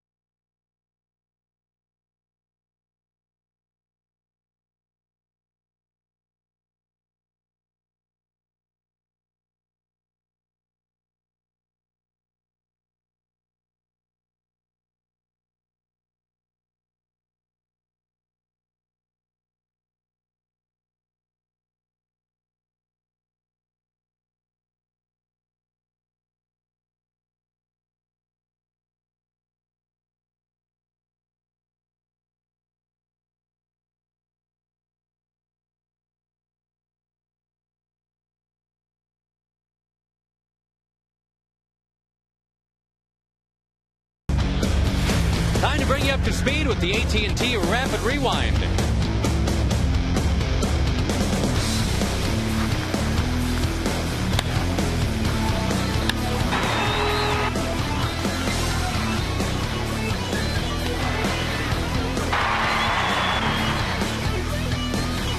AT&T, the nation's fastest 3G network. AT&T is your world delivered. One strike to count to Vlad Guerrero. Underway in the 6th inning. The Rangers hanging on tonight, 2-1 against first place Los Angeles. Whoa. Whoops. 1-1.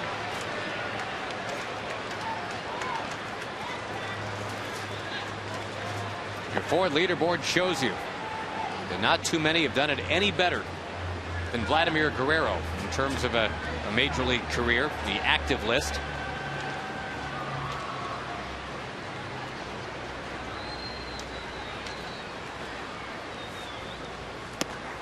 Rangers have that shift on again for Vlad Guerrero. You see this for left-hand batters a lot, seldom for right-hand batters, but here it is.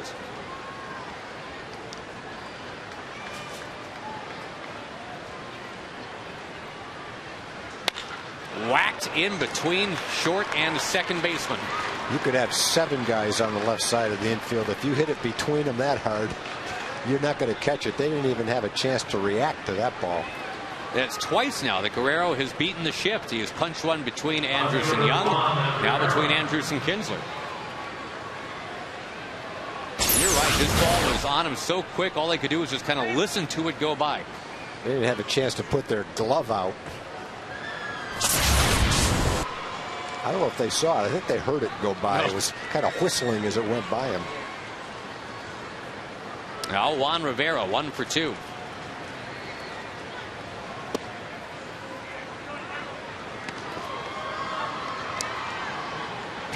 Vlad Guerrero came into this year tag with the same slugging percentage as Joe DiMaggio for his career.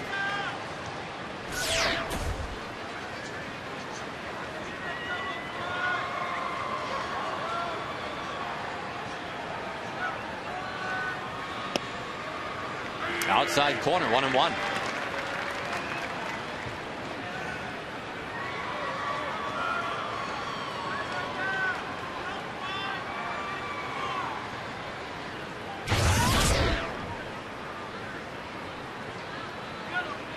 Very solid month of June for the former New York Yankee, Juan Rivera.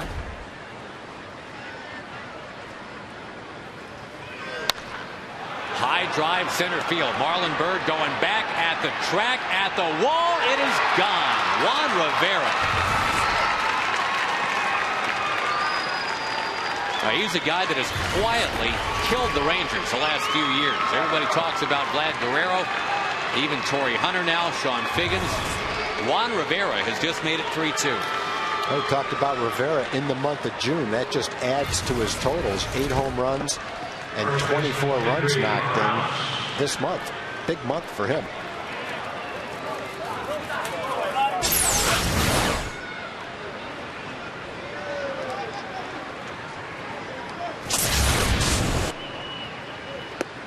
Garrett Anderson signed as a free agent with Atlanta.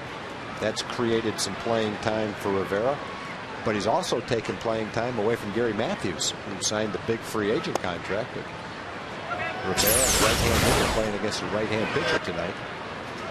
That shows some pretty good power right there.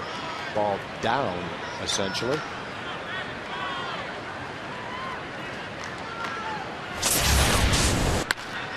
And now Kendry Morales sending Marlon Byrd back to the track, and it's gone again. Padilla had allowed just 1 home run tag in his last 64 innings. And now he's allowed back-to-back shots to center field.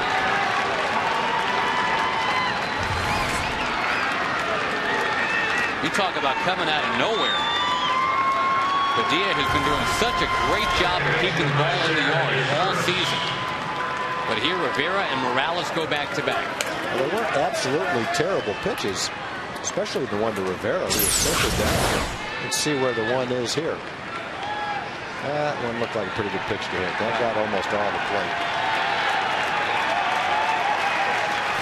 Rivera and Morales, both with 2 RBIs, both with a couple of hits, both of them with a home run.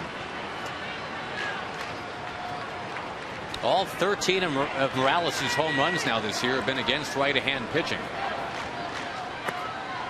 Saw Jennings getting ready in the Ranger bullpen, so a 3-run top of the 6th has the Angels on top.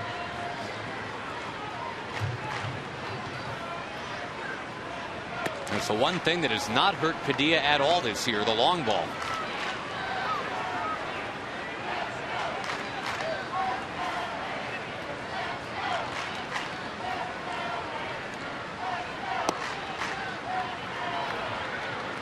Boy, and what a turn. The Rangers were leading 2-1, had the first 2 men on in the bottom of the 5th.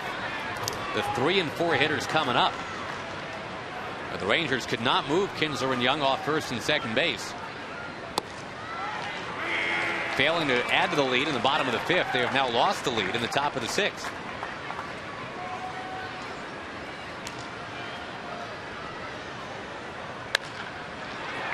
Into center, another base hit. 4 straight hits off Padilla in the 6th inning. Yeah, these aren't ground balls that are finding holes or bloopers that are falling in. All 4 of these balls have been hit hard.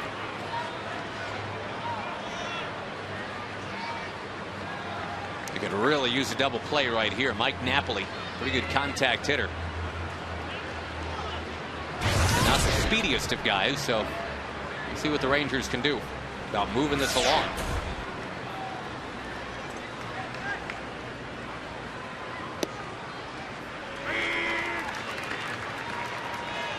On the out-of-town scoreboard, as we're back to American League versus American League, National League versus National League now.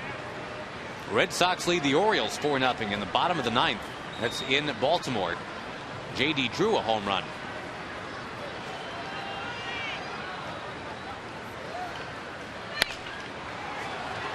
That's fouled to right. White Sox lead the Indians 6-1 this evening. Chicago trying to get back to a .500 record if they can win that one tonight. The only Cleveland run is a Shin-Soo Choo home run. That's Gavin Floyd pitching well for the White Sox tonight.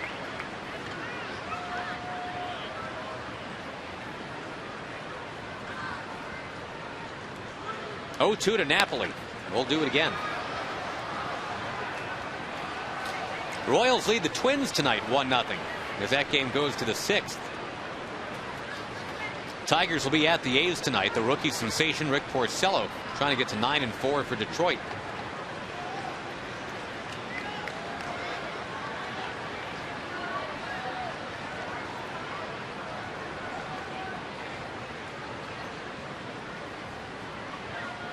Napoli with a ground ball, but it's a base hit on 0-2.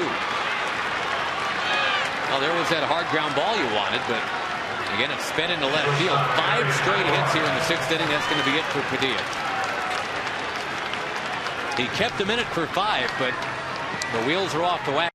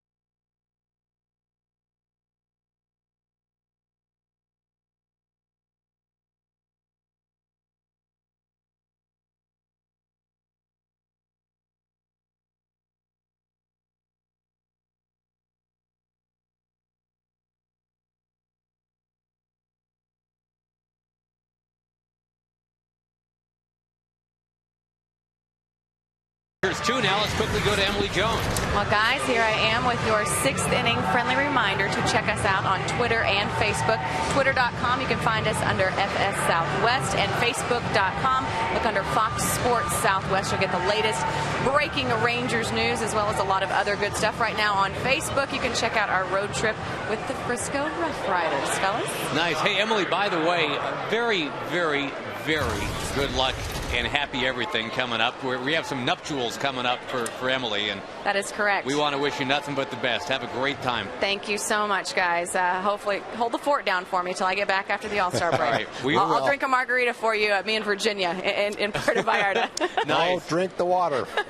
I'll stay away from the water. Right. Stick to margaritas. Nice. Thanks, Emily. Have a great time. All right, here's Jason Jennings, 2 on, nobody out, and the bunt for Teagarden. He'll whip it to first base. So a sacrifice bunt from Ibar sets it up for Figgins now, 2nd and 3rd, and just 1 out. 3 runs in. Vicente Padilla got chased here in the 6th inning, giving up 2 home runs and 3 singles.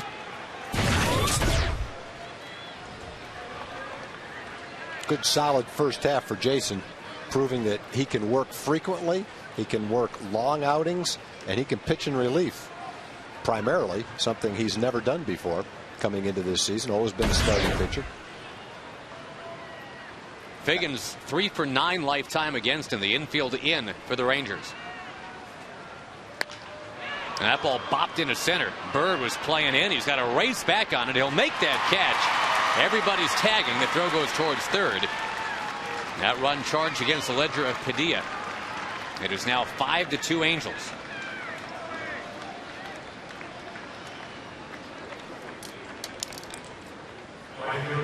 One of the shortest outings of the year for Padilla, 5+.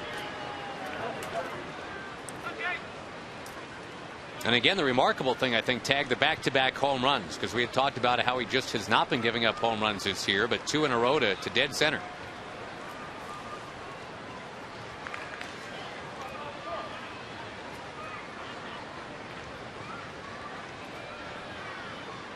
Runner at third, and the batter, Bobby Abreu. Nice stop by Teagarden.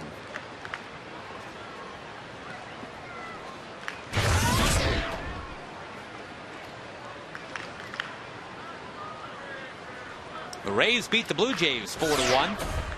That's Jeff Neiman with the win over Roy Halladay, who's back off the DL, just his 2nd loss all year. Good season for Neiman, former high #1 draft choice. Yep. Won 7 games for him so far. Former Rice Owl, backed by Pat Burrell and Carl Crawford with home runs. Neiman scheduled to pitch on Sunday here.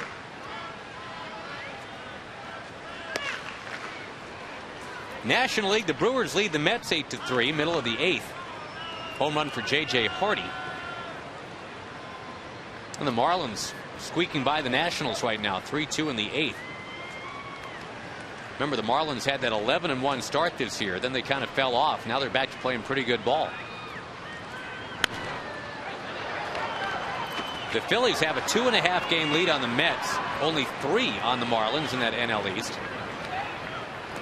You got a great race in the Central, too. Milwaukee and St. Louis tied for first. Cincinnati and Chicago 2 back in the loss column.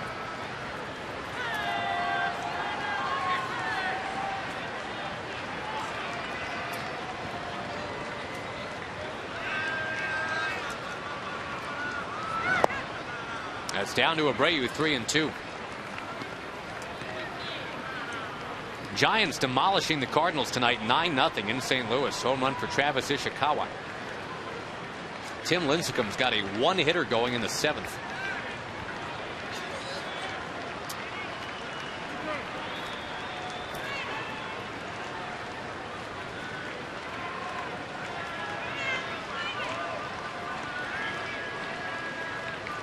Three-two pitch. Got him. Bobby Abreu down on strikes, and finally the top of the 6th is over. But plenty of damage done. 5-2 Angels. Bottom of the 6th coming up.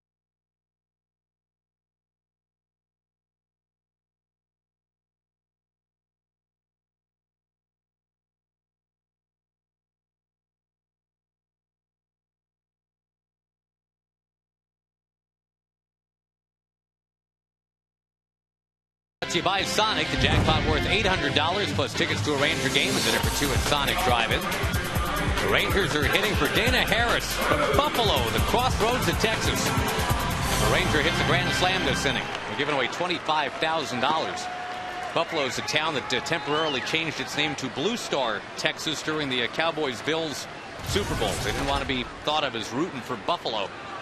So they were Blue Star for a couple of years. I think they did the same thing for the Stars, too. Changed it to Green Star, Texas, when the Stars played the Buffalo Sabres. Anyway, on that happy note, here we go, bottom 6, and the Rangers suddenly trailing by 3. Nelly Cruz will bang one foul. The Rangers called up Julio Bourbon from AAA today. He's on deck. He was brought in to provide a spark. Rangers did take a 2-0 lead in this game. It had nothing to do with Bourbon, who was back-to-back homers from Murphy and Bird. The Rangers lost their 2-0 lead as the Angels got 1 in the 4th and 4 in the 6th.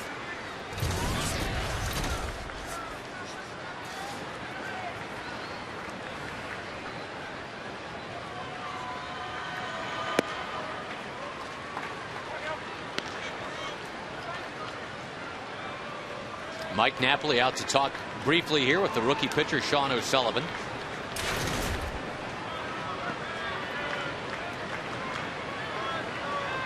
He was a heck of a hitter in high school. He was one of the best all-around baseball players in the state of California.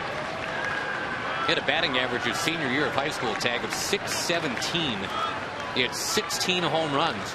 It's pretty good. California, a lot of good baseball played out there, just like Texas and Florida. That's high, 3-1.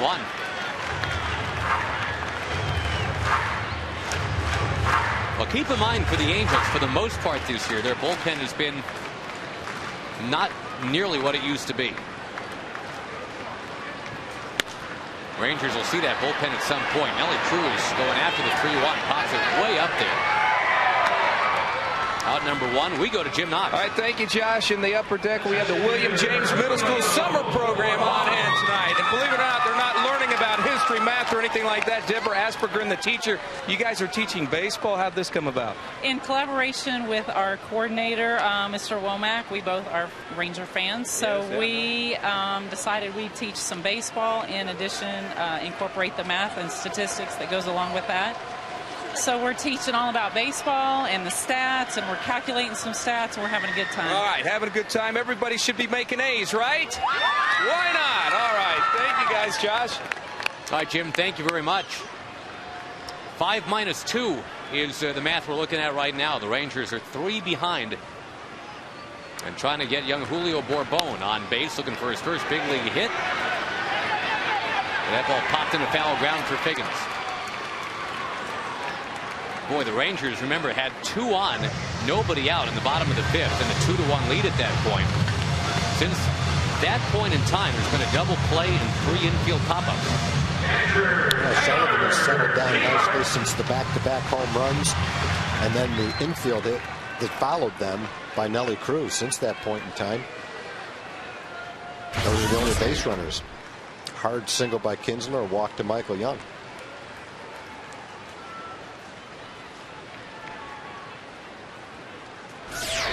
Pretty sure if you're Mike Scioscia, you'd be real happy with 2 runs in 6 innings from your youngster. Only 21 years old, 3rd round draft choice.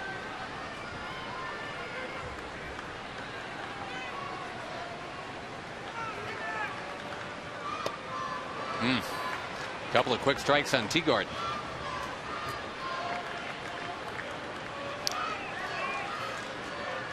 Just his 3rd big league start, Sean O'Sullivan.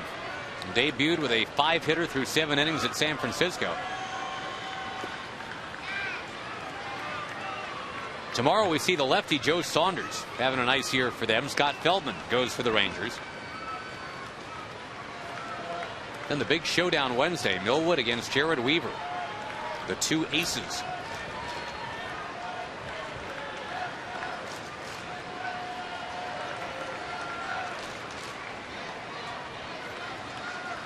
One-two delivery. In the air, it's another pop-up.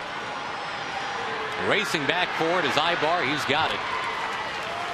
And the Rangers through 6 are trailing 5-2.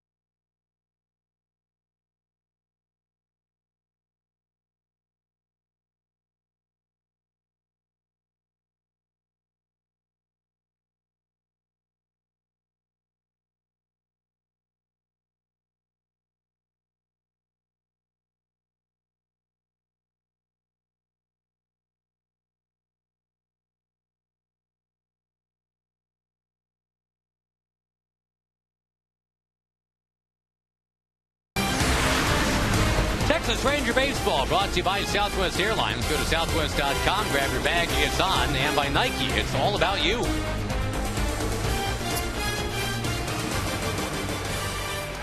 Now the Rangers let a 2-0 lead slip away. It's now the Angels 5, the Rangers 2. The Rangers hoping to get back to within a half a game of the Angels, but they're going to need to rally to make that happen.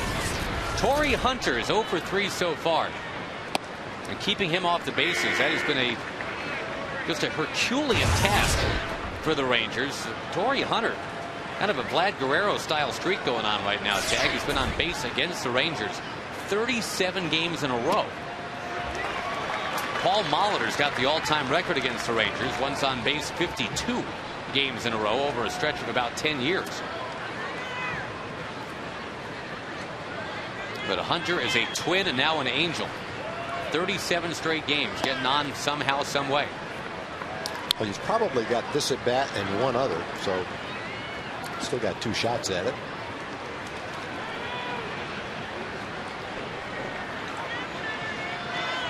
Jason Jennings being asked to keep him off the bases here, opening the top of the 7th. Vicente Padilla started for the Rangers and gave up 5 runs in 5 innings. He allowed 10 hits, including back-to-back home runs. His first 2 homers allowed in quite some time. Well, for 5 innings, he navigated through the Angel lineup pretty well without his good fastball. There's a strikeout of Hunter. But then in the 6th inning, 5 straight hits, and that was it. 3 strikeouts for Hunter tonight, including that one actually right down the middle of the plate. From our angle, it looked like it was on the inside corner. Pitch tracker showed it was right down the middle of the plate. Now Vlad Guerrero, no batting gloves, just that menacing bat waggle.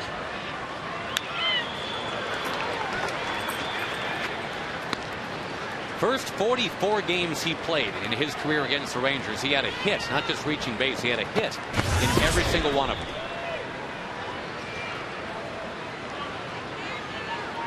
He's a career, well, very close to 400 hitter now against the Rangers. He also doesn't have the dreadlocks anymore. No, in fact, he went with the #1 cut.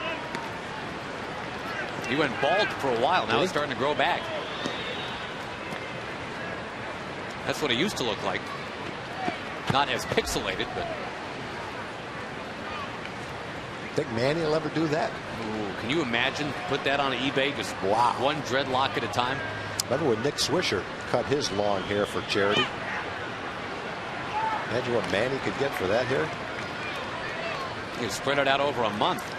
Guys be saving that hair trying to clone it 20, 30 years from now. There'd be Manny's all over the place. The whole state of California would be Manny being Manny.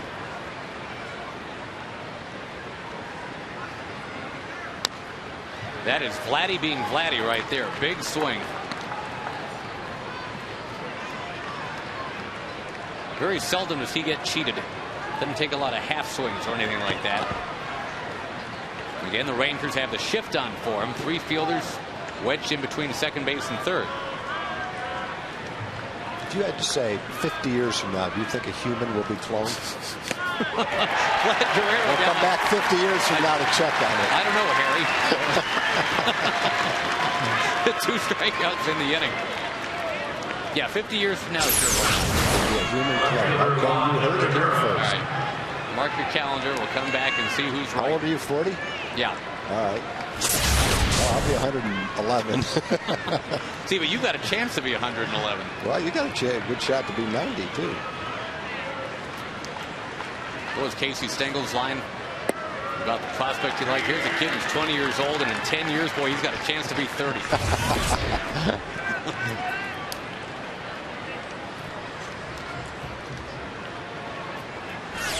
I think you'll live to be every bit of 111. You keep. I don't know. I've had a few issues along the way. No, We'll see. Keep eating that hummus. Living the clean life.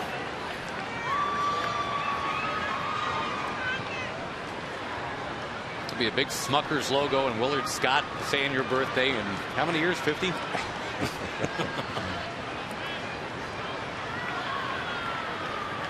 Ball and a strike to Juan Rivera, who calls time and gets time.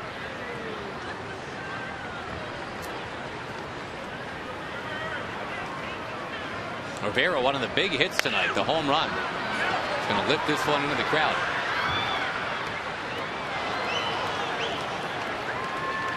It's a good crowd down in the lower bowl tonight.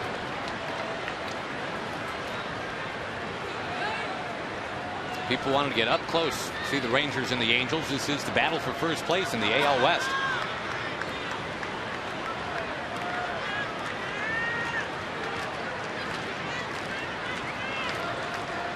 Right now, 5-2 Angels. Ooh. I thought it was a strike myself. That had to be a strike. Ted Barrett says no.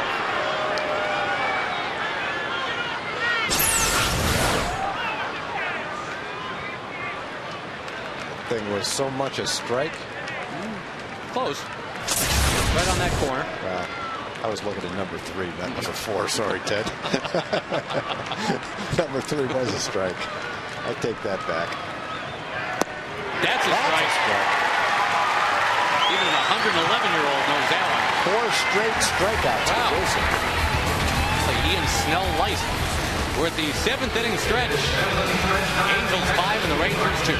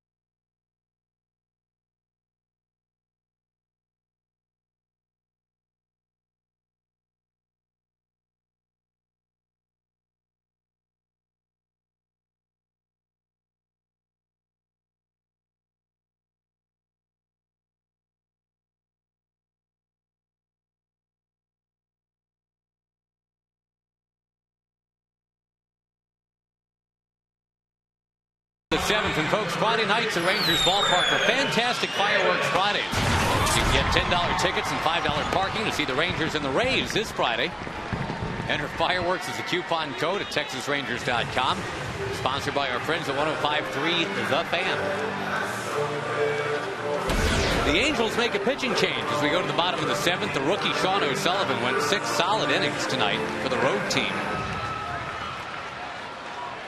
And now the former Ranger, the South Lake resident, Darren Oliver, with an ERA of an even 3 right now. Will open up against the lefty power hitter Chris Davis.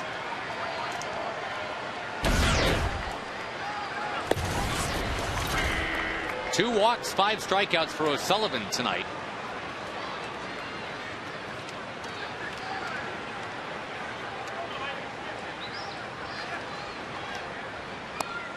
And Davis quickly behind 0-2.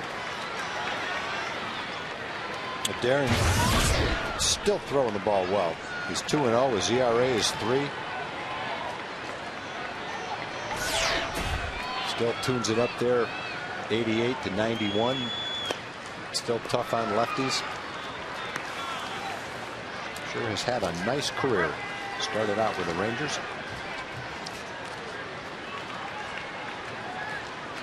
Signed by a guy named John Young back in 1988. There's a busted bat. John Young was an excellent scout.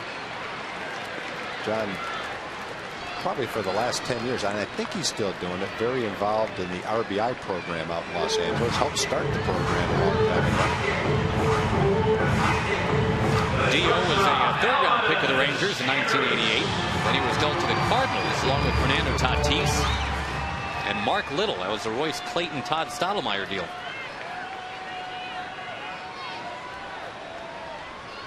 He had 2 500 seasons in St. Louis, 4-4 and 9-9. He had that 14-6 season for the Rangers in '96 when they finally went to the playoffs for the first time.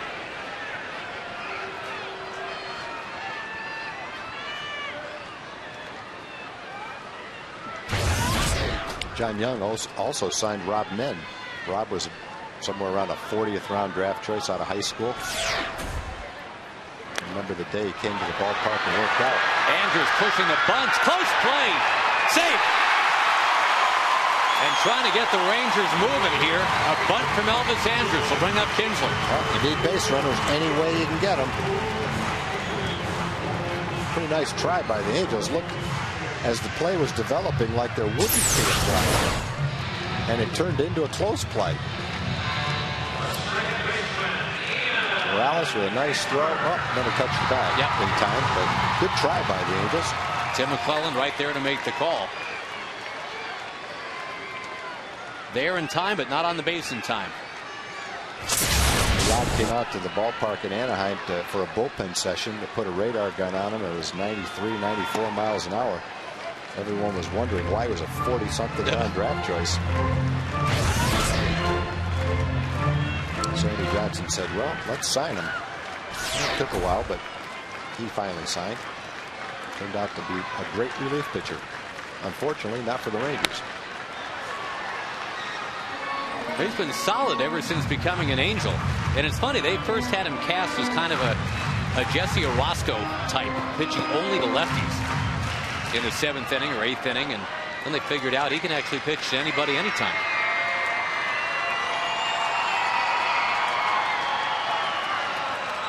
Whoa, Andrews dancing back. That was close. They weren't holding him on. Still almost picked him off. And I think Elvis got a little bit of a false sense of security because Morales wasn't holding him off. But he's close enough to where he can slap a tag on him. Inside to Kinsler, 2-1.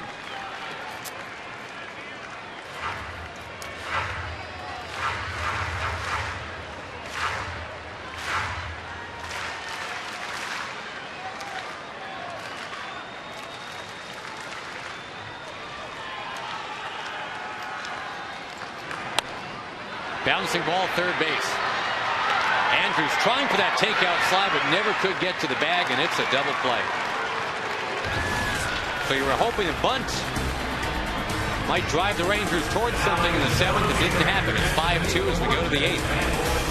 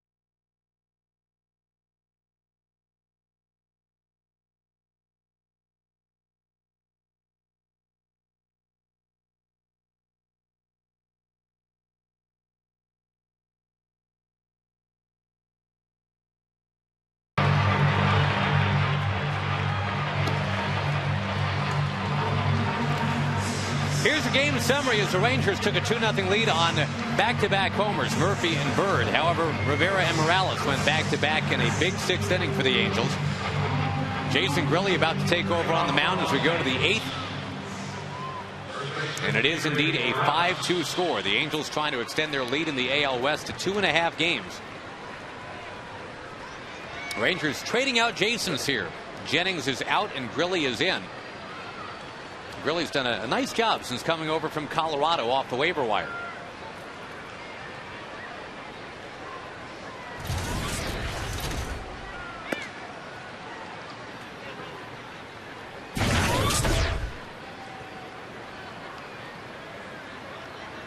Vicente Padilla was the Rangers starter tonight. As it turns out, 10 hits allowed in a little more than 5 innings of work. Tomorrow, Scott Feldman gets the call, and then Kevin Millwood on Wednesday.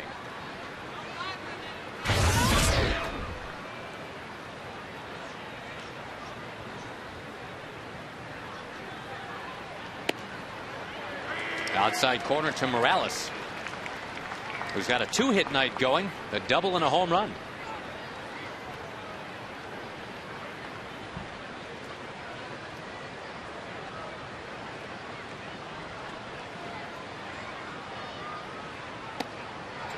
Got it in there.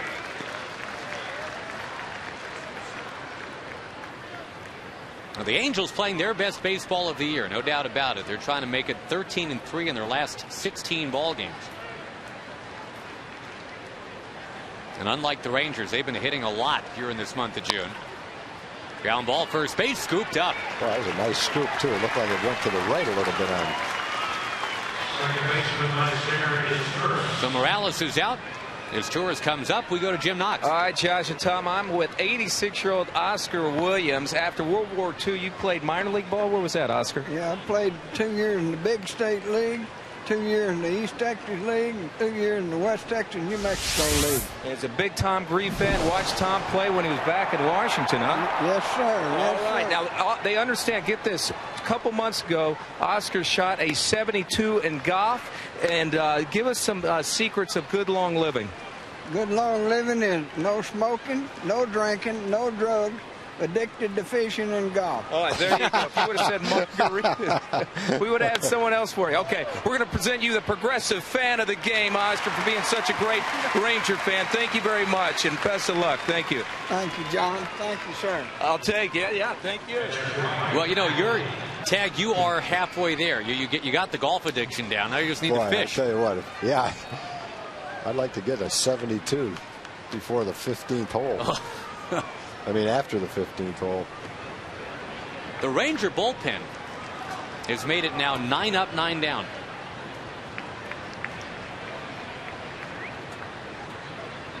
Mike Napoli checks and takes a strike. Yeah, really good outing for Jason. 6 up, 6 down. The last 4 were strikeouts.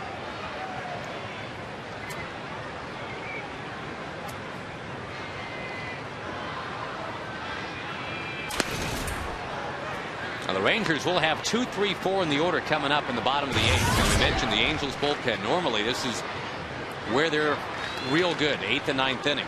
9th inning this year definitely. Fuentes, their import from Colorado, has been terrific. 8th inning's been a little squeamish. Scott Shields out for the year. Jose Arredondo, as you mentioned, is down in AAA. Justin Spire has become the guy.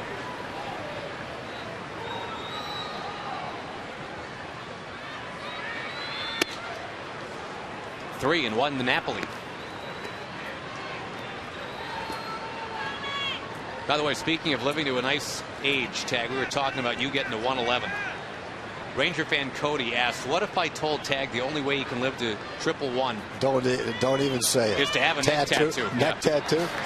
I'd say no. You know what? When you come right down to it, do you really want to live to 111?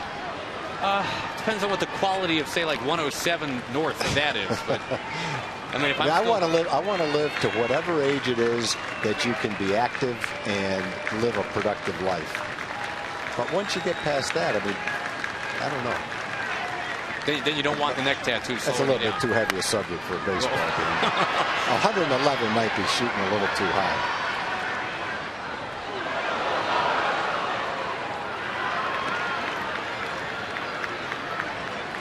Why are we showing Phil Crow? Phil was 72 yesterday. Nice going, Phil. What's your goal? 100? Up. No. Well, okay, Phil wants 111. Phil be shooting camera when he's 111.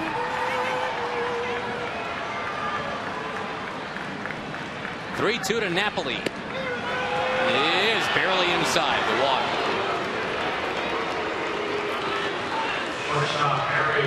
50 years in the business for Mr. Crow.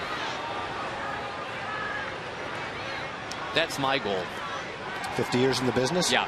Yeah, that's a good goal. I just came up with that right now. No, that's a real good goal.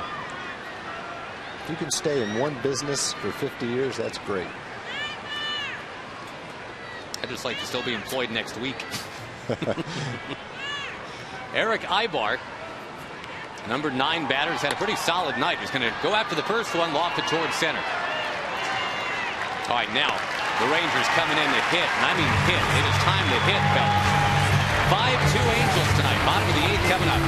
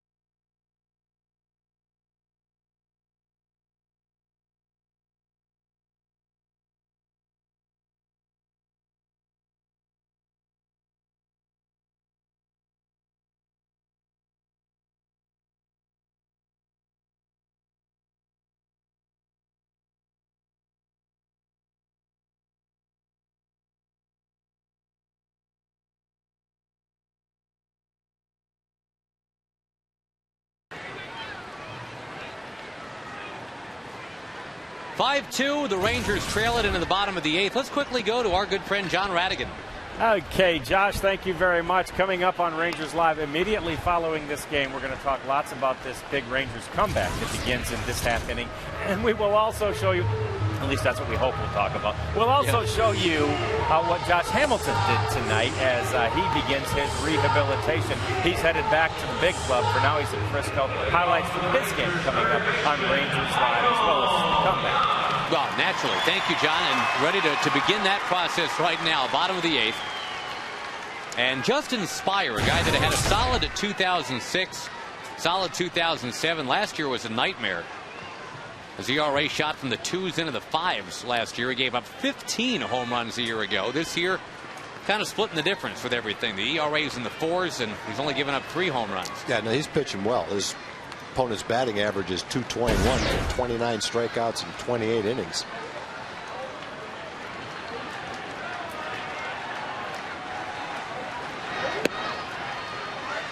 Michael Young, David Murphy, and Marlon Byrd. They have been collectively the 3 most productive hitters for the Rangers tonight.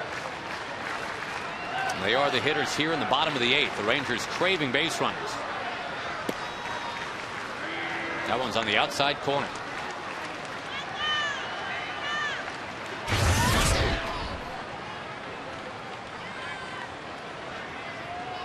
The Rangers are back to 2 runs scored tonight.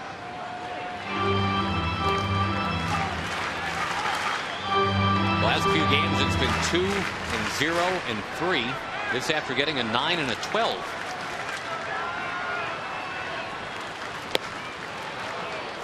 Good slider right there, 2 and 2.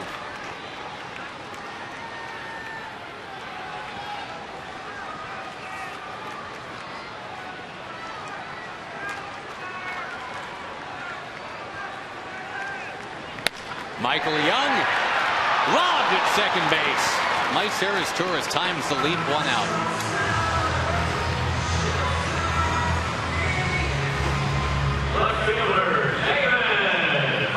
It's the other thing the Angels do pretty well is catch the baseball.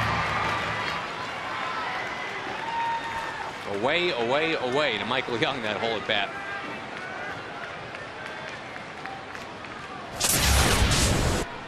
Now David Murphy, who's got a home run tonight, his 6th of the year, his 3rd in the last week.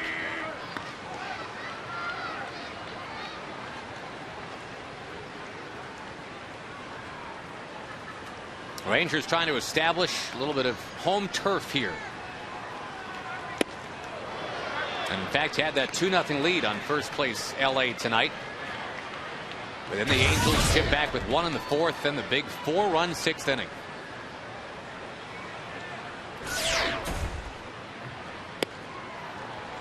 In there, 1 and 2.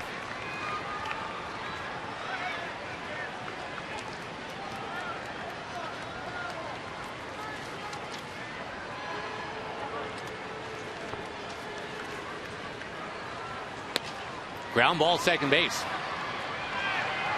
So Murphy was up in an interesting spot in the 5th inning, I guess, Tag. It was 2 on, nobody out.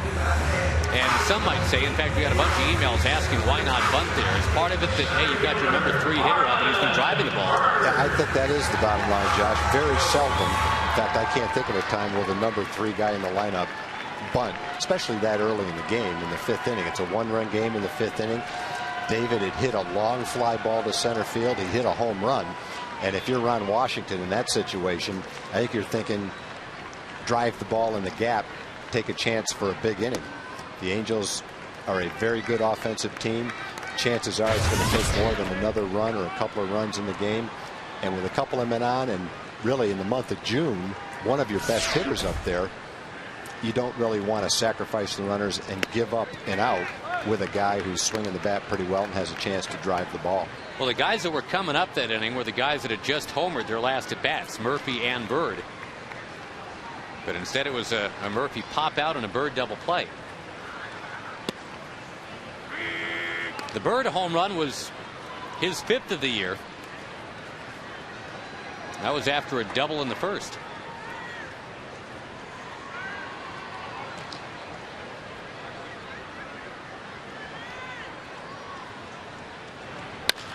To right field, there is a base hit for Marlon. A triple shy of the cycle tonight.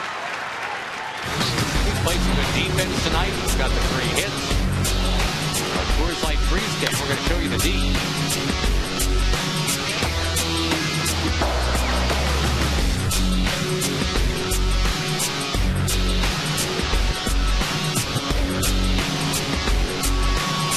Both teams have played airless baseball tonight. Let's see if Nelly Cruz can play a little long ball right here. That's what the Rangers need right now. They've got to get some energy right here, and they need the energy that a long ball would provide. Well, they got the right guy up there. Nelly Cruz tied for the team lead. He's got 18 of them. It's tough to put a 3-run rally on a closer. It happens occasionally, but it's rare. Now, a 1-run rally is a different story. And so right here is, you're looking long ball all the way. Now, I'm not saying Nelly's going up there trying to jerk it out of the ballpark, but he doesn't have to. He's so strong. All he's got to do is just hit a line drive mentality, line drive back through the middle, and just get it up in the air a little bit, and he can drive it to out of any part of the ballpark. And that's what they're trying to tell Chris Davis these days, too. Let your natural strength do it for you. Ground ball instead. And it's bobbled it short. The Rangers have another life. Eric Ibar, who's been very good defensively of late, misplays it. Julio Borbon was going to hit, but he's been called back. Hank Blaylock has grabbed the bat, and the hammer now can tie it with 1 swing. Yeah, Ibar had only made 3 errors all year. He'd only made 1 error in his last 40 games, and that was not that tough a chance. That just goes to show you, over the course of 162 games, even very steady players occasionally make an error. Well, the Rangers needed that. And Blaylock trying to reclaim his role with this team. He knows he's not going to play a lot of defense this year. He was told he'd be DHing. Tonight, the rookie came up and was DHing instead. Julio Borbon made his big league debut.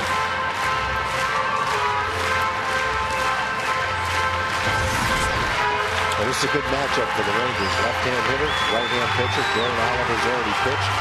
Cortez is the only other lefty. He's the closer. Mike Scioscia saving him for the 9th inning. So righty versus lefty right here at a time when you need a left-hand hitter to drive the ball. Oh, and Blaylock was trying to do it, too.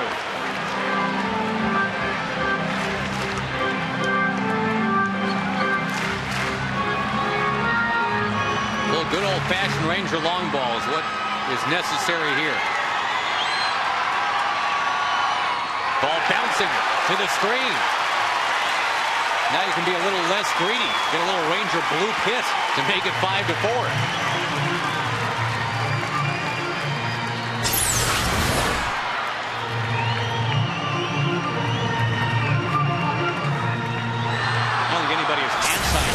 Home run, though. Except maybe Mike Scioscia.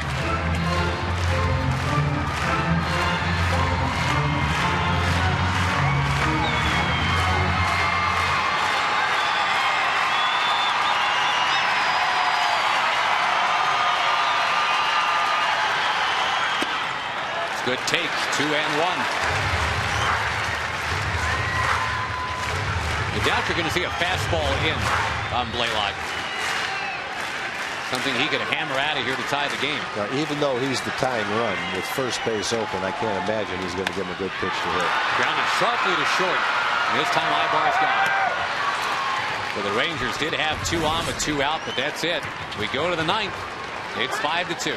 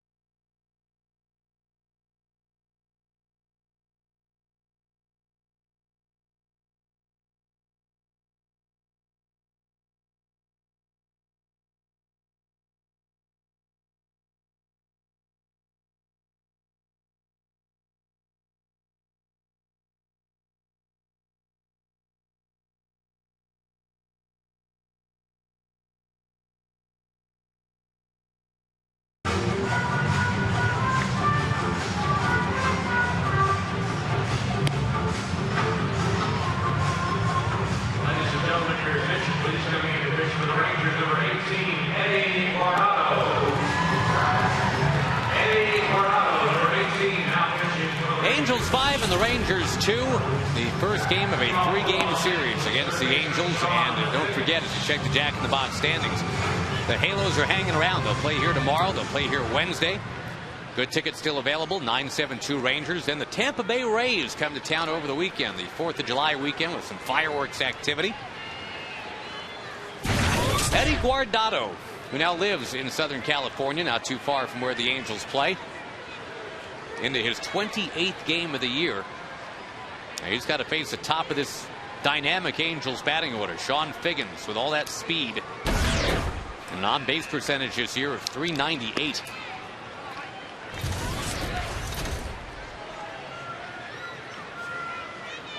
The bullpen's been great tonight. Jennings, Grilly, and Padilla actually threw 5 innings as the starter was fine. But then the Angels had the 5 straight hits to open the 6th inning. Single, homer, homer, single, single.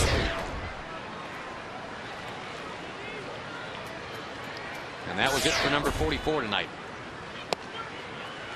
Good pitch in under the hands of Figgins.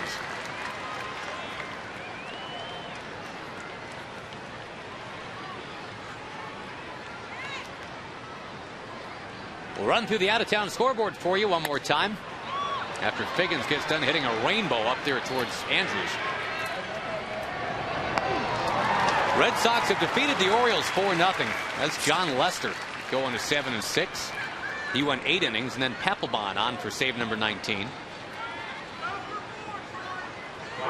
White Sox over the Indians 6-3. The Indians have already traded off Mark DeRosa. Who goes next off that team? Good question. Thank you. Unfortunately, I don't have an answer for you. Would they trade Victor Martinez? I don't know. Good player. Kelly Shopik, Ryan Garco, those are building blocks, though, right? They don't want to trade their young guys. You wouldn't think so.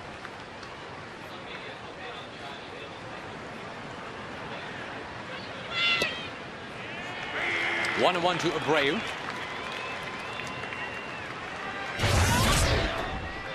Royals 4, Twins 2 in the 8th.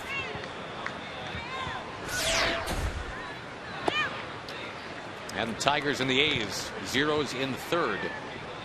Again, a reminder, after the game, as part of Rangers Live, they'll update you on the Josh Hamilton rehab assignment at AA Frisco tonight. That ball punched in right by Abreu, a base hit. 1 on, 1 out here in the 9th, and that breaks a string of hitless relief for the Rangers. Did hear that Josh had an RBI tonight, playing for the Rough Riders. Again, he's got the day to come here to this ballpark tomorrow, and he'll get some treatment, work out here, and then he's off to Des Moines, Iowa, joining the Oklahoma City team up there. He's going to get at least a couple of games in for the Red Hawks against the Iowa Cubs. Ground ball, base hit. There's Torrey Hunter. He waited till his 5th at bat tonight, but now he has been on each of his last 38 games against the Rangers. That's something.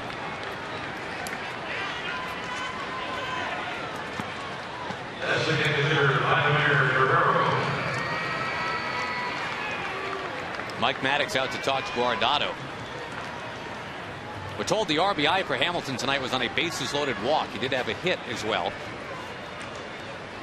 Oh, never mind. It was an actual base hit for the RBI, we are now being told.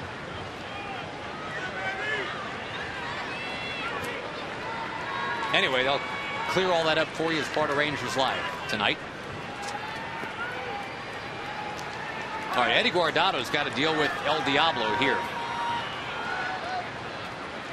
Vladimir Guerrero, always so dangerous against the Rangers. What's crazy this year for Guerrero, Tag, I mean, obviously he's missed about as much time as Josh Hamilton has, so the numbers, you know, are going to be down. But he does have 40 hits, but only 8 of them have been for extra bases. You do not consider Vlad Guerrero a singles hitter. He's got 2 singles tonight, also a ground out and a strikeout.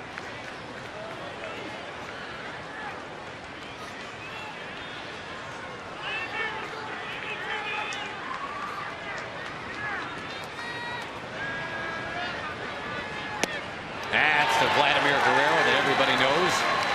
big swing, and Rangers don't have that shift on now because there are 2 men on base. They're looking for the double play straight up.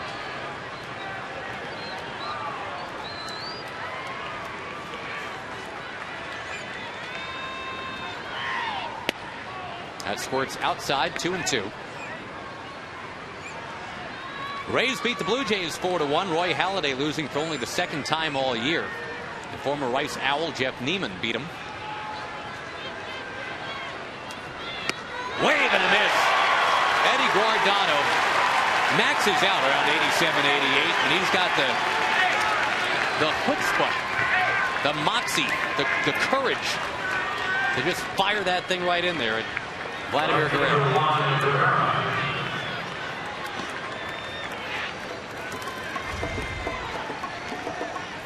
Almost as courageous as Ice Age Shaun of the Dinosaurs. Being hatched in theaters July 1st. Ron Washington on his way to the mound. The Rangers have Doug Mathis loosening out there.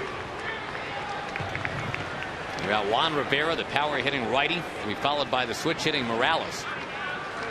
So maybe Guardado's last act tonight is the striking out of Vlad Guerrero. It is. Well, the Rangers trying to stay within striking distance here. Mathis coming on, and we'll take a break. Back in a moment on Fox Sports Southwest.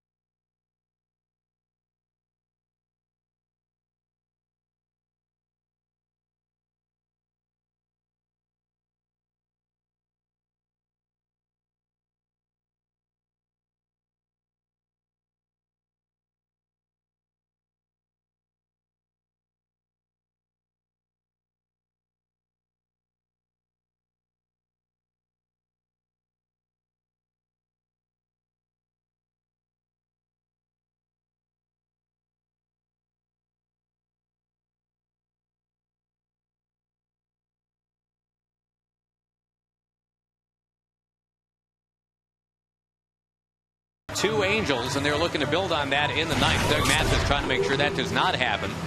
He's pitched well since coming up from AAA, 2.7 ERA. Juan Rivera has a couple of big hits for the Angels tonight. He's going to be the batter. He had that 2-run homer in the 6th inning to give the Angels the lead. Eddie Guardado got 2 outs, but also gave up 2 hits here in the ninth.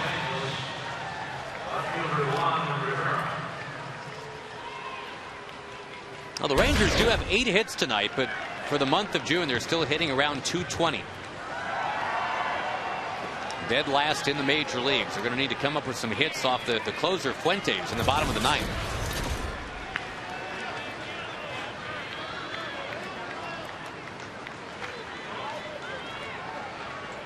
Mathis brings it and misses high. Finishing up some scores. National League, Brewers over the Mets. 10-6 has gone final. And Trevor Hoffman's now at 18 saves for Milwaukee. Found a nice new home.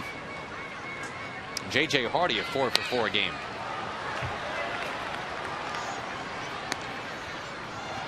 Marlins beat the Nationals 4-2. And the Giants steamrolled the Cardinals in St. Louis today. Got a 2-hitter from Tim Lincecum.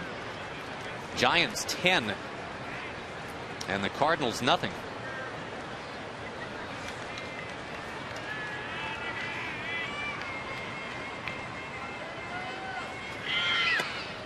Found the outside corner, 1-2.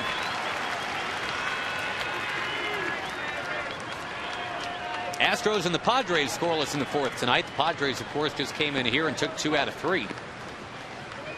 Cubs beat the Pirates today 3-1 in Pittsburgh.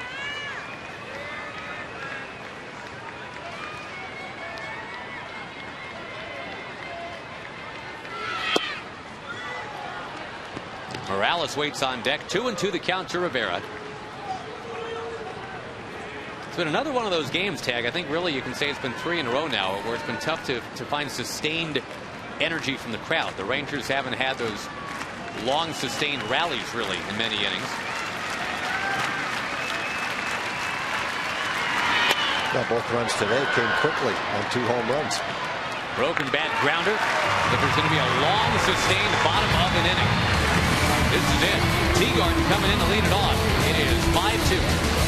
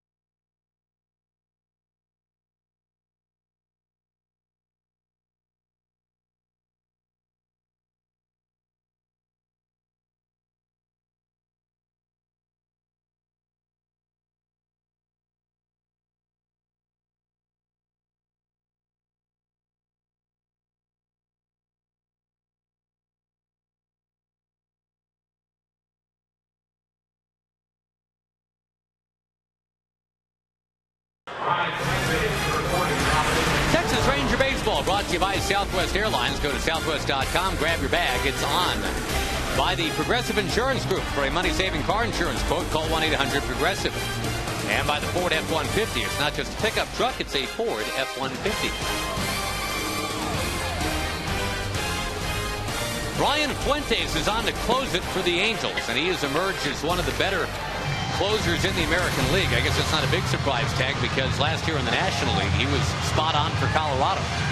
He's converted 52 of his last 57 save attempts.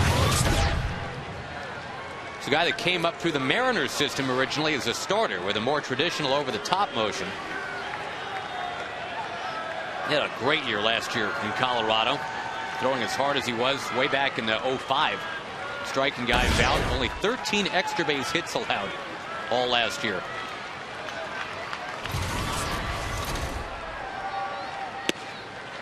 Definitely a different look than what K-Rod gave you all those years as the Angels closer, and even Troy Percival all those years before that.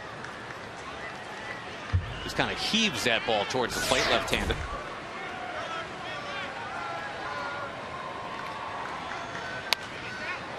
He's not a real hard thrower, but there's obviously some deception in that unorthodox delivery that he has.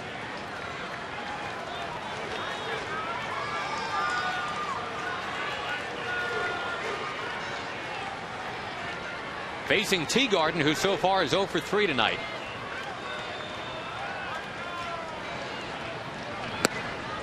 Rangers have only had the leadoff man on once tonight. They've managed 8 base hits, and their 2 runs are on the back-to-back homers in the third.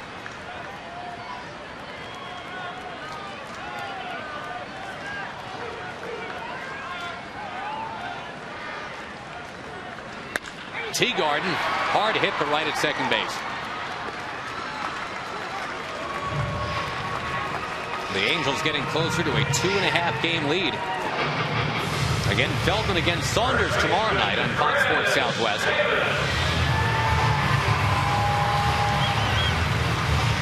Brian Fuentes, Tom, had a 2-year offer on the table from the Cardinals this offseason for a lot of money. But he held out, hoping that the Angels would call. That's a team he really wanted to go to. Yeah, he and his agent correctly figured that if the Angels didn't re-sign Mark Teixeira, well, suddenly they would have some money available to spend on things like a closer. That's exactly how it played out. So he got what he wanted. He just kind of needed to be patient. Well, you're happy for the player who ends up getting a nice contract and playing where he wants to play. Worked out nicely for him.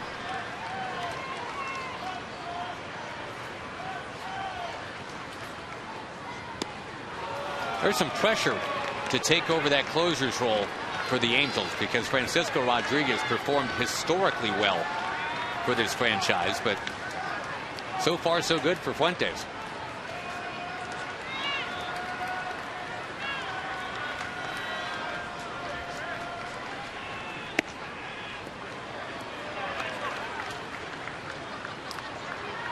The Angels trying to make it a 17-8 month of June. Overtaking the Rangers, who had dropped to 10-15 this month. Davis, a ground ball that hugs the line. It's scooped up. And that is out number 2. Only 3 extra base hits for the Rangers tonight. They were all in the first 3 innings. Double and a homer for Bird, homer for Murphy.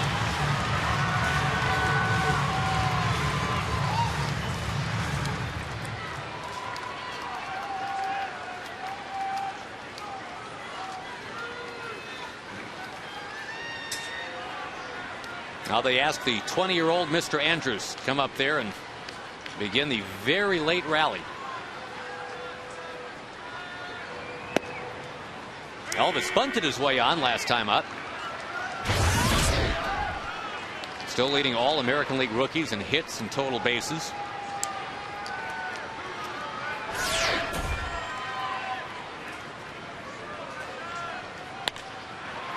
Towards left, but caught. And the Rangers are now 2.5 games out. The Angels come in here and just keep on winning. That's 6 straight for them. And the hitting woes continue for Texas. Your final tonight, the Angels 5 and the Rangers 2. You're looking at your macaroni.